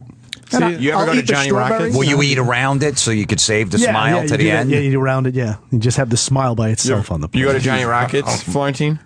Chocolate chip pancake, that they're good. I've had them before at IHOP. You know what's great about it? But that would annoy me if a smiley face was on there and whipped cream. Well, that's why you got to go to Johnny Rockets. because it's like a 50s diner. Yeah, I know Johnny Rockets. Yeah, But did you ever? But you don't get ketchup, so you don't know. If you ask for a side of ketchup for your fries, they make it. They get the squeezy bottle and they make a smiley face with it, so you could dip your fries in the smiley face. Oh, Voss would never eat there because he has to have it out of a packet. That maniac. Yeah, he'd have a problem. Going to with put that. acid in ketchup. Right. Acid hasn't been around since '76, but yeah, he has to find. Is that really? They That's put a in real- a smiley face. Yeah, they squeeze out the ketchup, put in a little smiley face. That's kind of fun for everyone. It is fun, and then you put a couple nickels in the jukebox and they dance. It's You know what? sound like a sadistic person right now. I know. And You sound like you're real fucked and up everyone with says he hates everything. Well, look what's going. This is just the examples he's giving me. Like I'm supposed to like that. Well, he's baiting you. Dennis is being real. My 4-year-old. That is the problem. Yeah. Dennis is like, I love a nice smiley face. Sam's like, hey, Jim, what have you ever done this? We're all baiting you, but you make a good observation. This guy is the real deal. He's like, I love a nice pancake with the smiley face on it. I'm going to do that. I'm going to take my son out to lunch when I get home later today, and I'm going to get the ketchup. I'm going to make it a smiley face for his fries that he's going to eat. I'm going to see if he laughs at that. I'm like, so what do you think? I want to see even his reaction. Like, what? Well, I just want to eat my fries, Yeah, 'cause Dad. you've been training He's him. not- no, I haven't been. Yeah, he does. He does. I'm driving. I'm like, ugh, and he's in the back going, ugh. He's already doing it. It's I love great. that. I love when you can influence your kid. It's kind of fun, isn't it? It's like, ugh. Yeah. Why don't we take a break? We're supposed to end, but we could do a little more, I think, right? If you want, yeah. Let's. You guys, do you have to go anywhere? No. You good for a little bit? Yeah. All right, we'll do a little more. We got Florentine in studio. He's got a lot going on. He has his Unmasked with Ron Bennington. It's going to air tomorrow at 2 on Raw Dog. I'm hearing great things about it. Yeah. Ronnie said it was amazing. It was really, really funny. So make sure you check that out. And also, what else you got there? September 13th, I'm recording, film my comedy special, George Street Playhouse, New Brunswick, New Jersey. Go to georgestreetplayhouse.org. 2 shows that one night, and this weekend, Friday, Saturday, Uncle Vinny's Comedy Club, Point Pleasant, New Jersey. Maybe I'll go to the boardwalk there and get some taffy. There you go. Now you're talking. You should try it. You should try it this weekend. I might. And then we'll have a full report on Monday. You call in and tell us. He's a different guy. He's just all happy and cheery. Yeah, because it's impossible to park in Point Pleasant, but I might just drive around for like 45 minutes to find a spot just so I can go to get taffy, and hopefully it'll put me in a better mood. You start that day off with a pancake with a smile. I tell All you, right. you'll drive around. I hate taffy because it feels like at any moment you're going to pull your own teeth out. It has to be fresh because you're probably eating an old piece. Taffy expert. Yeah, stupid me. Stupid me. I wasn't eating the right. I wasn't eating the right taffy. You're getting some real shit taffy. Don't bring it in my face. And Dan, what do you got? Wow, you don't have anything going on. Huh? I'm at. I'm at the end of the road. I was just fucking with him. I was like, nothing going on. You got comics at Foxwoods. That's next week, though, right? Yeah, I'll be at. Where are we at? I'll be What at day Comics we at Foxwoods, July 24th to July 26th. Very cool. Okay, we'll continue for a little bit longer. Stay there. Did you ever have a Duncan moment? Opie and Sam Roberts are back on Sirius XM.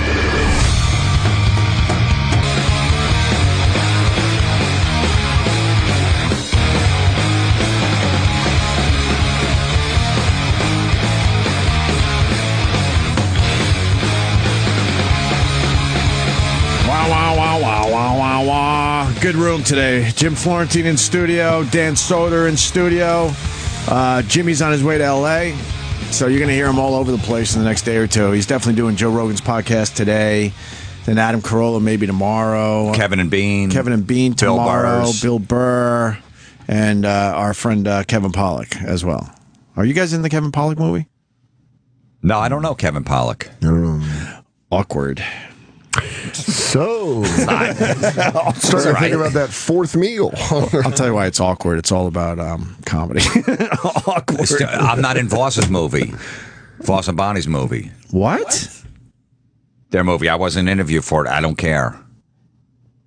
They didn't interview you for No, you would have been perfect for that. I know, but I don't know. For some reason they didn't. But wow, I wonder what that's not bothered. about. No, it wasn't anything like, he's not going to be good so you guys for don't it. like each other. No, when they did that start? Because they could have easily interviewed me and then go, we're just going to cut them and go, look, But we they had to didn't cut even it. interview you. No, but I don't care. I should have known that. I've seen the movie probably 10 times already.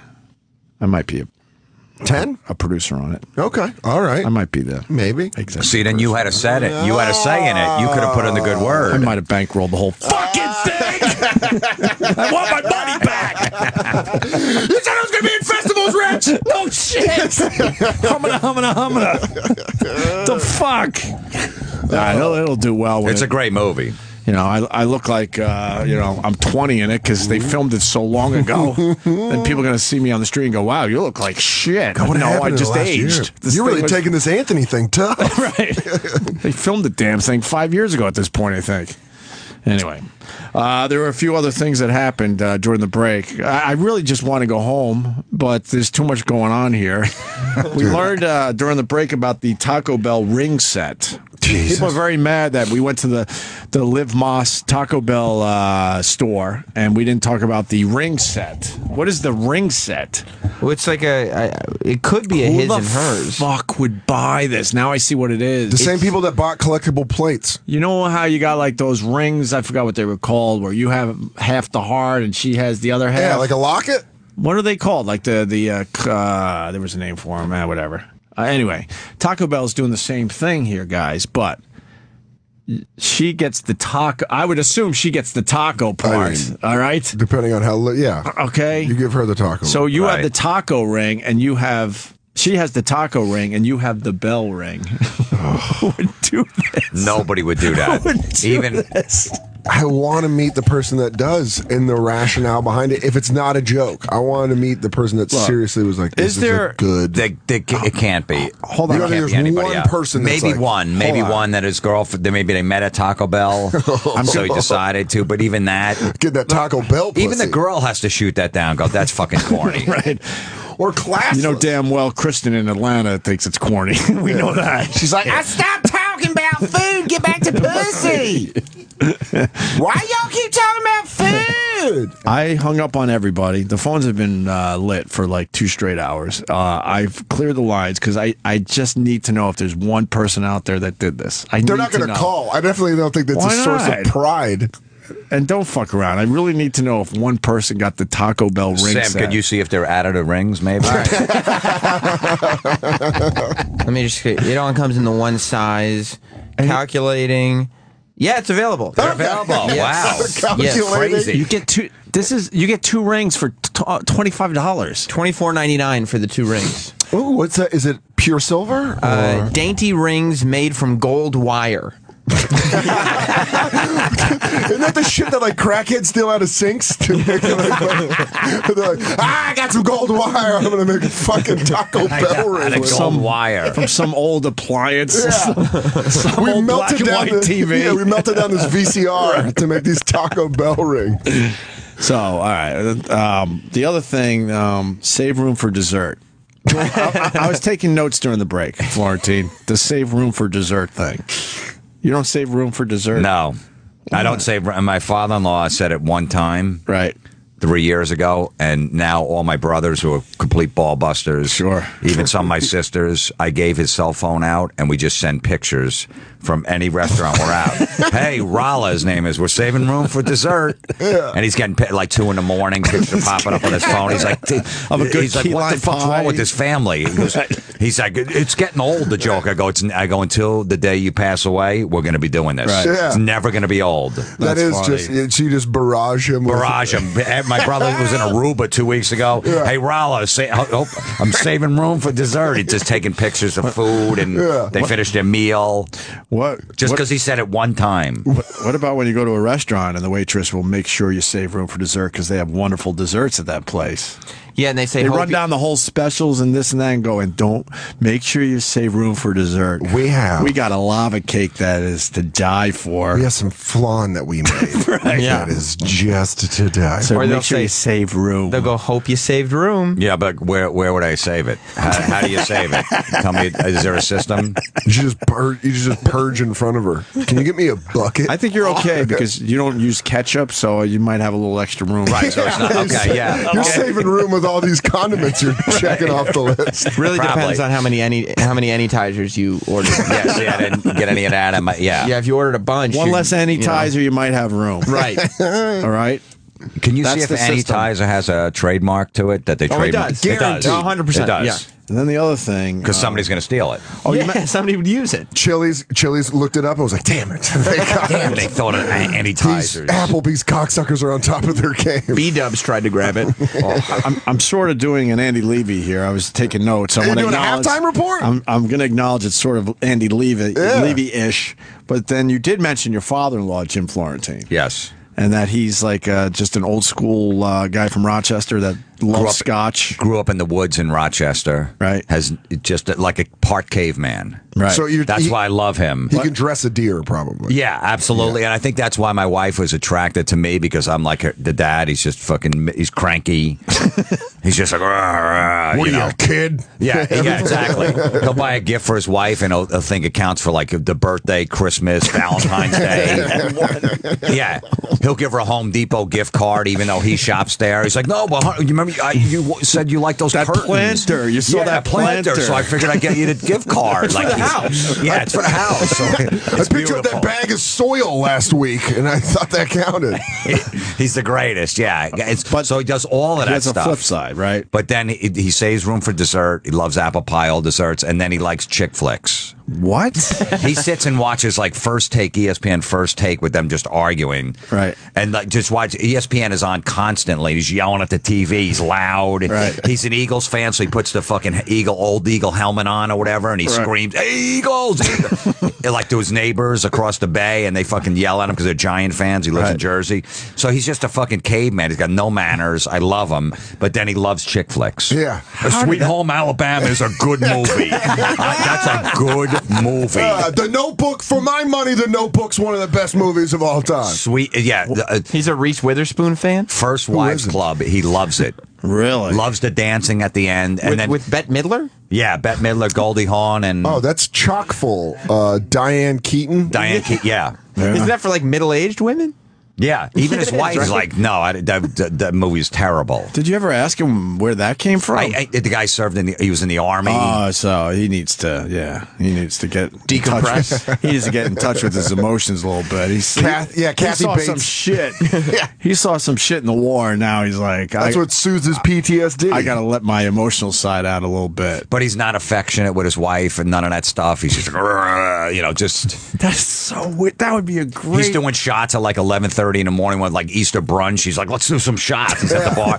He's hammered by like 12. It's fucking. I love him. He's great. Hugs are then he comes home. He's like, I just saw Les Miserables in the movie theater. I cried. Anne Hathaway gave the performance of a lifetime. Don't look at me, you sissy boy. He's like, that was a good movie. And he knew, by the way, going in that he was going to like it because he went to see it in the theater. Yeah, he wouldn't buy a movie ticket if he didn't know he was going to enjoy that. And he cried at it? He cried at it. He said it was one of the best movies ever saw. So his name is Rala, so when he told me that, I just call him Les Miserables now. And he's like, that's getting old. I go, no, it's not. No, it's not. Remember the dessert thing? Yeah, same Les thing. Miserables. Until you go. That's the litmus test. If he says it's getting old, you know you're really getting to him. Exactly. Like, it's getting old. And you're like, it's not funny anymore. Yes, it is. That's funny. Oh, that's a strange combination. Sweetheart, yeah. But it also kind of makes sense. Why? I think in a weird way it makes sense that if he's so manly that it bucks onto that side where it's something so girly. You know what I mean? Like he's like watching 27 Dresses and then goes and fucking cleans off his war medals. And he's like Love Actually. And then there's a chick flick, Pitch Perfect. Right.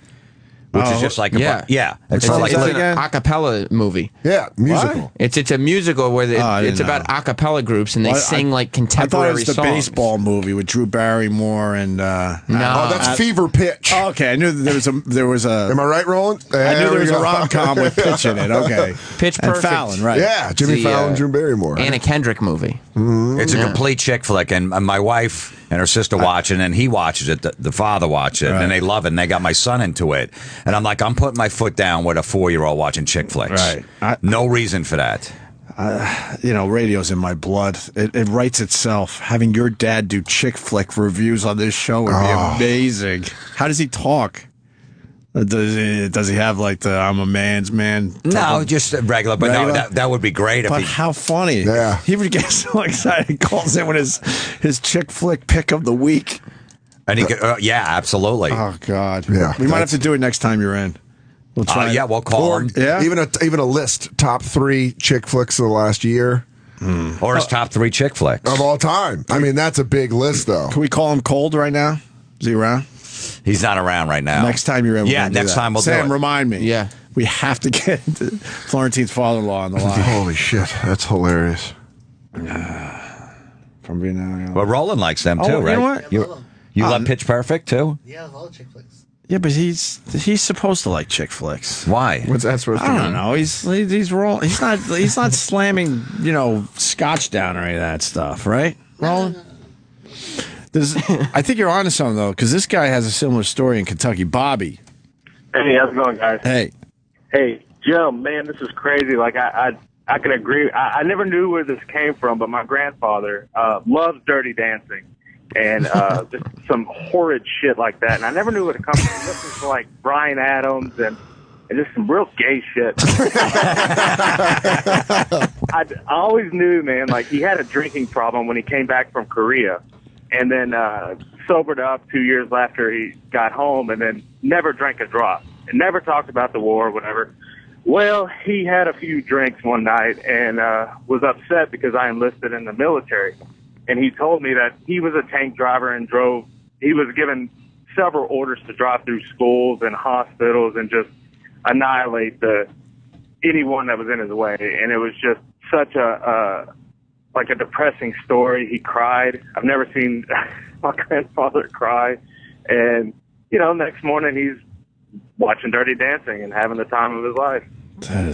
Crazy. Maybe there's something there. Yeah, there must be. That's what I'm saying. It's got to be. You're so manly, and you've been through so much shit that's just that's the ventilation system. Right. Is watching Swayze just twirl around, just being like, I guess this is gonna do it. Roland's never been to war. Turns out Roland was in Blackwater. This guy's a merc. He's just been offing kids in Iraq. Step on up, man. What is your excuse for chick flicks? That's a very good question. My mom, as a kid, always took me to see chick flicks. She told me that these were action films. So she said you could come with me to the movies. So I got addicted to soap operas and chick flicks as a kid. She said they were action Well, films? because she said, yeah, I'll take you to see an action movie. And I go, all right. And then we see Out of Africa and all those chick flicks. That's child abuse. Yes. You can't do that to your There's kid. no action in a chick flick except for when, like, Julia Roberts trips. Yeah. You know what I mean? Because they need a pratfall because there's no jokes. That's the same as leaving your car. I fucking blew it. Fuck. Your kid in a hot car. Yeah, that's the movie I had a equivalent good of it. line. Yeah, God damn it. And I got hooked on All My Children. Oh, Pine My Valley. Children. Yeah, Pine Valley and all that. Pine Valley. Yeah, that's where they all live. What other movies did you see as a kid? Every chick flick out there, from Barbara Streisand, Diane Keaton, Did you all see Meg that Ryans. Barbara Streisand? Wings? No, she did. was it? With Seth Rogen? She played the rabbi or something. It was years ago when Scarface came out. With Nick Nolte. I think. Yeah, young No, Nick. it was Yenta, something like that? Yenta. Yeah. So you saw all of them. Mhm. What about So- Beaches? Yeah, I saw that one. Beaches was the one I was trying to think of. That was sad. I cried. I don't even know what it is. I just imagine young Roland going to school talking to other little boys who are like, did you guys see any action movies? He's like, what about Beaches? What the fuck is wrong with this kid? Yeah. Oh, there it is. They're queued up. Did you, when you went to school, did you talk about these movies with your friends? I did, and they all laughed at me. They laughed at you. Yeah. But didn't you tell your mom, like, Mom, can I just go to a regular movie? I want to go see. Yeah, she goes, sure, and she'll take me to see all the other movies, but I got hooked on chick flicks. Yeah, because you to this day enjoy chick flicks. I love chick flicks, yeah. Yeah. What are your top 3 best favorite chick flicks? Who's your favorite actress? I love Meg Ryan. All right. I mean, that just said everything. Yeah, I mean, it's. All right, what are your favorite 3 favorite chick flicks? Sleepless in Seattle. Okay. The top one. I didn't mind that. Yeah, you get to be honest, that's I didn't all mind right. that one. If we're going to be honest here. And then, whatever. They get way worse than that. Casablanca. I mean, you're going classics. Yeah. Right. And I love Love Actually. That's one of my favorite ones. Oof. Dude, my father-in-law likes that one too. The face that Jim just made, it was like we were talking about terminal illnesses, and Jim goes, I In know a between guy that shots had of that. scotch, he loves Love All right, Actually. Huh? What are your 3 like guilty pleasure chick flicks that you like? I'll probably see Made in Manhattan if it's on TV. I'll watch it. Oh, J-Lo! She's a maid that falls in love with a rich man. How to Lose a Guy in 10 Days. Oh,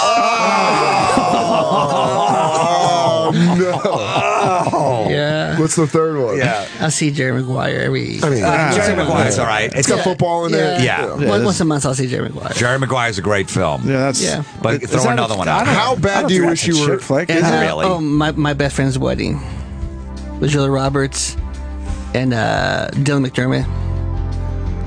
With the Cameron Diaz, she gets married. Yeah, I know. A young Cameron Diaz. Young Cameron Diaz, yeah. Yeah. Okay. That's a good one. Another one in there is. Oh, What about like Sisters of Traveling Pants? Oh, I seen that one. Traveling. Yeah, you I got. saw it, but it was okay. I mean, Wasn't great. no. What about Bridget Jones? Oh, I love Bridget Jones' Diary. Bridges of Madison County. That was so good. That was horrendous. Please, That's fucking the worst. I got It's old people fucking. I've told the story a million times, but I was dragged to it. Actually, with Anthony, our chicks brought us to this movie, and we're sitting there with our arms folded, getting really fucking mad. I'm like, couldn't you guys do this with yourselves? And then we could have went somewhere else and maybe went to a bar or another movie. Yeah, and you had to sit there and watch. Who was in that? That was Clint Eastwood. And it was his first Meryl movie that he Streep. did. And where Meryl Streep. Yeah, it was terrible. Or fried green tomatoes. That's what E-Rock brought up earlier. What about The Perfect Man? I did see that one. This is starting to sound like what are made the up Sandra titles. Bullock ones that you like and the Drew Barrymore ones? I love Sandra Bullock. Miss Which Congeniality? ones? All of them. I'll see all of her movies. Miss Congeniality? I'll see them all, yeah. I go to the theaters and watch it opening day. But now she's doing like awesome movies. yes. Yeah. I'm talking about young. You were on board with the young Sandra Bullock. From While We Were Sleeping. I mean, The that's Net. Yeah, I love her movies. Do you want to live out like a romantic comedy? Is that what you want? Is that like one of the reasons you love them so much? Because you're like, man, I hope I'm in a situation like this where I fall on a train track and a girl falls in love with me. No. Still, I know. There it is. Somebody comes in and carries Roland out. Sorry, Rob. Sorry. Which Matthew McConaughey romantic comedy do you like? Oh, you must he be did a bunch pissed. of them. Probably the one with Kate Hudson, right? Which Fool's Gold? Well, no, that was good, though. Well, they teamed up a few times. 'Cause they had the chemistry. Oh, shit. Which is the one with... What was the one where... it's with... I think it's... Failure to Launch. Failure to Launch. Yes. He's going deep cuts. Yes. So you're mad? Are you mad that McConaughey's like turning a corner and becoming this like amazing legitimate actor? Do you want him to go back to rom-coms? I heard he might do one rom-com soon. Oh, how excited did you get? This is Pretty like excited. this is like Dixon the Heine. Hearing this He's like it's like wiggling your butt. What Drew Barrymore ones do you like? That that's a very good question. Some of the Adam Sandler projects, or she did some other ones. Which trying to remember the last one. Boys on the Side. That was more. I don't know if that was so much a romantic comedy. Just a man-hating film. Yeah. I did enjoy 50 First Dates, though. I mean, for her rom-com-ish with Sandler. Sucked a dick. It's horrible. Oh, it's not that bad. You fucking ruined our show. You did 50 First Dates was good. Yeah. How to Lose a Guy in 10 Days. So that's up there. Yeah, that's not bad. Yeah, it's a good guilty pleasure movie. This fall, Roland works at a radio station, and he doesn't know that love is around the corner. You'd probably get geeked up for that, wouldn't you? If that was happening. Where would the love interest come from? Another channel? She works at a station that they don't get along. Love FM this fall. You would love that shit, wouldn't you? Yeah, I go. Yeah, you might have tried to go down that road a couple times around here. All right, so Roland, you see 10 romantic comedies in the theater. How many times do you cry out of the 10? Well, pretty much 10. 10? Well, if I get sad, I'll go, oh. But like 10? If they're really sad, I might shed a tear or two. Yeah, but first of all, he has to stay awake for the whole movie. So pretty much the whole so every movie you'll cry at a romantic comedy. No, if it's not that sad, I'm like, eh. Oh, I just see that new one, but the cancer one. Oh yeah. With the young chick in it. Yeah, I forget, it had the weird name. Yeah, it just that one I shed a few tears. All right, but with cancer, but like if the couple breaks up like 3/4 way through the movie, which they usually do you cry at that moment? It depends if I'm into it. Then I go. How heart wrenching it is? Yeah. Oh, really? So you really love that heart wrenching shit? You're a sick fuck. But I think this is like the same reason that like Jim's father-in-law and like that guy who's grandfather in the army. It's heart wrenching for them, and they're like, I can't. It's coming out of my face. God damn it! All the dead bodies piled up on my emotions. They're not holding it at bay. But he understands the formula of the rom-com, and he knows they're going to bring it all back together in the end, though, right? So you're okay with the heart wrenching. That was great. The breakup was great. I love that one. Yeah, because that was just basically them arguing the whole time. It was a real. Yeah, it was a good ending too. That was good though. I kind of like Vaughn and Jennifer Aniston. And they didn't get back together, but you know it's coming. You know 20 minutes later they're going to get back together. Why are you crying at that 3/4 point in the movie? Because they put the close-up to Sandra Bullock's face, and you're like, oh. Dude, that was a brave move that they didn't get back together, though. They would have made a shitload of money if they got back together in the end. But the word got out, it's a bad ending, and then people say, fuck that. I just got done filming an independent movie where it's like one of the, you would fucking love the movie that I just filmed. I am just a kick dog for 2 hours. Really? Yeah, and then we get back. Yeah, oh man. I'm going to let you see it. You'll probably be the only person that gets to see it. I don't know. I'm excited. If this thing if it even sees the light of day. Oh man. You love rom-coms. I love them. That's great. What about Did you ever go on a date with a girl and you started crying at the romantic comedy when you're watching it? No, I'll think of something in my head, like something horrible. So you won't cry in front of her, but if you're by yourself, you'll let it go. Oh yeah, I'm by myself. I don't care. Do you go to a lot of rom-coms by yourself? Yeah. And he goes to a lot of movies that, by himself. Yeah, I go movies by myself. I go to movies by myself too, but rom-coms, I'm imagining you go, like, do you plan your whole day around it? No, or if I go, I'll just say I'll go see a rom-com. Why do you have to go to a movie with somebody? It's the dumbest thing ever. You're not going to talk. Of course not.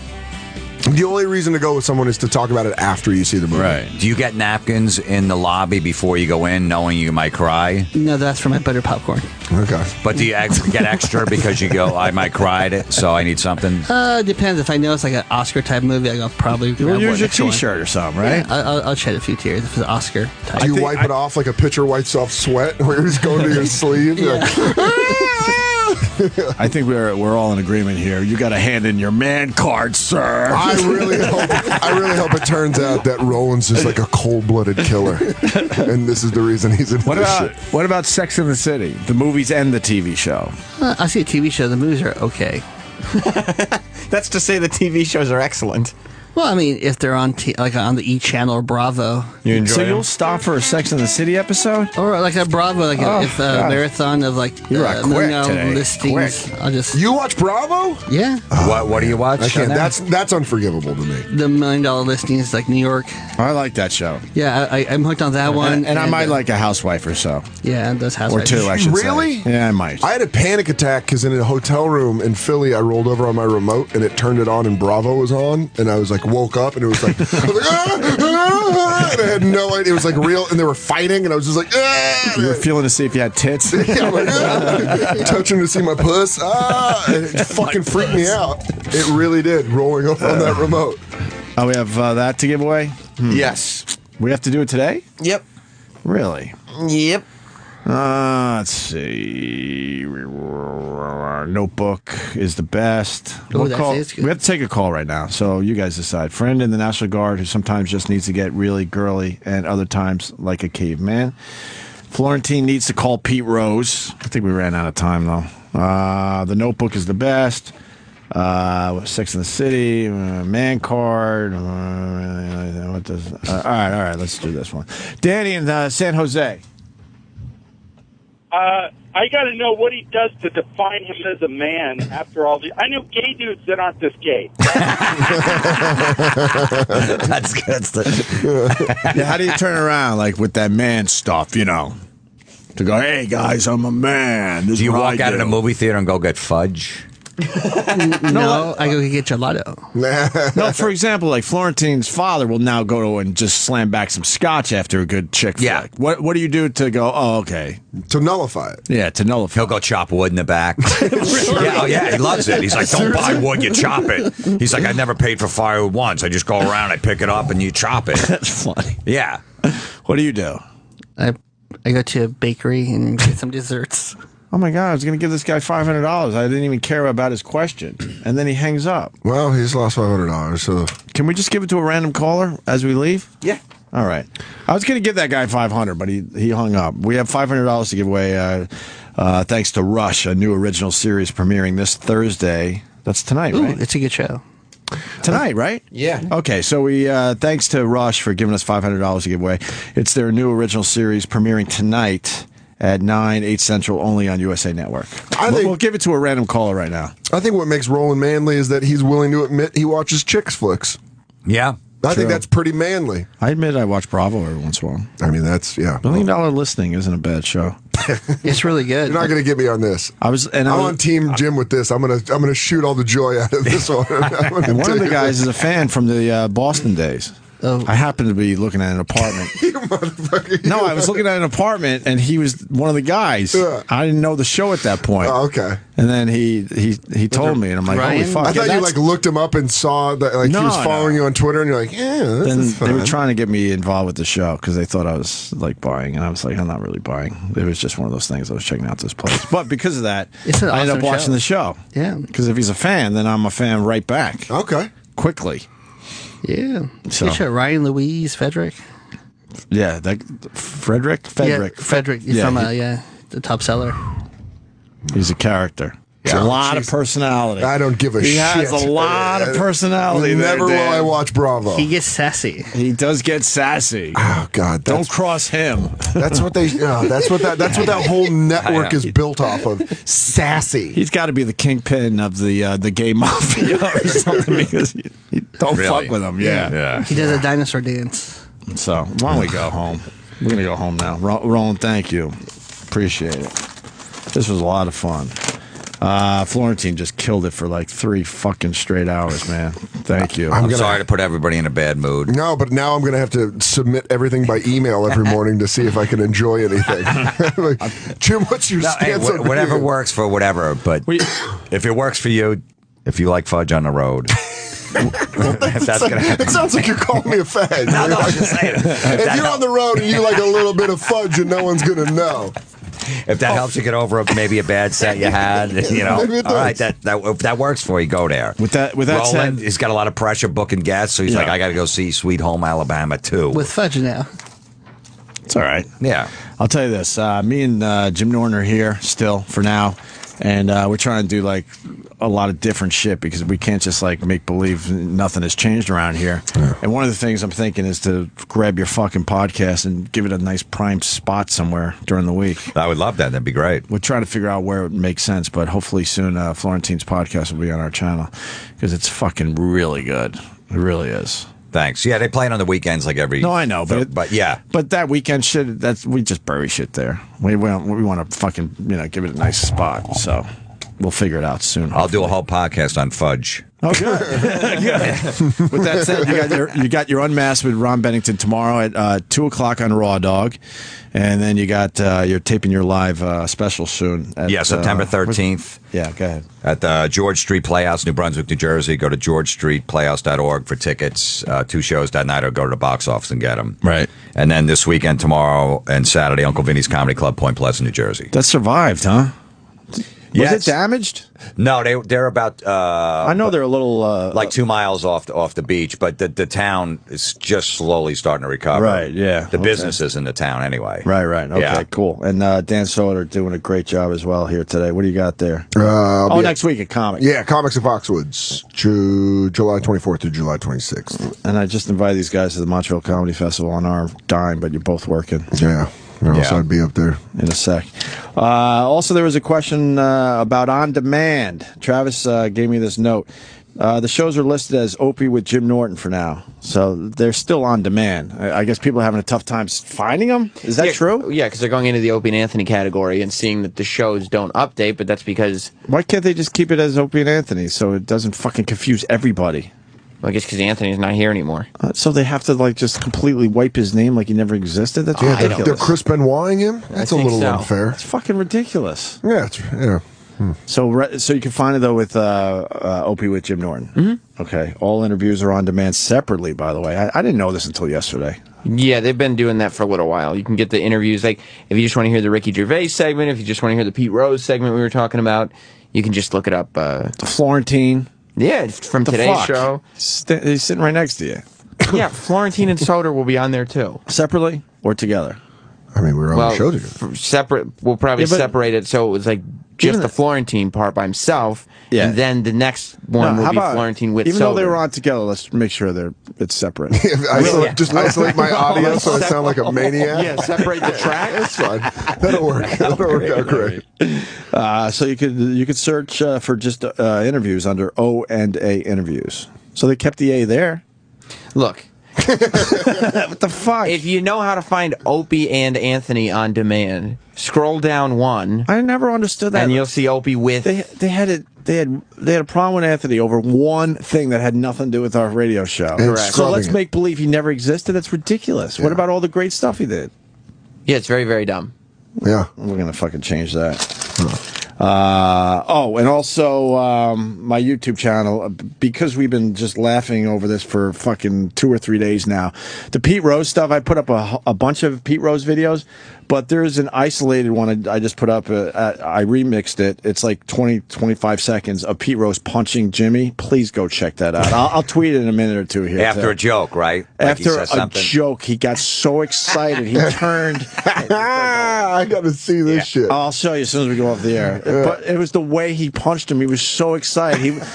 It was like he was back in the cafeteria in high school. You know those jocks in high school? Yeah. Here it is. Show Dad. Fuck, you know, I wanted to wear a nice shirt in here for Pete Rose. What happened?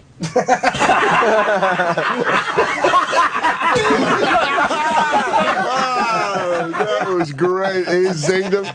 That's such a dad uncle punch. I know, right? Hey, yeah, you fucking kid. It's been making me and Jimmy and everyone else that I've showed it to laugh our asses off. So I isolated that as just its own thing on my YouTube channel, Opie Radio. So with that, we'll see you guys. Thank you for hanging in there with us.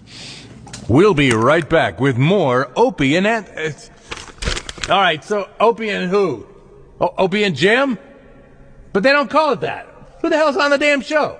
Is that Falcone guy? Whatever. Stay right there.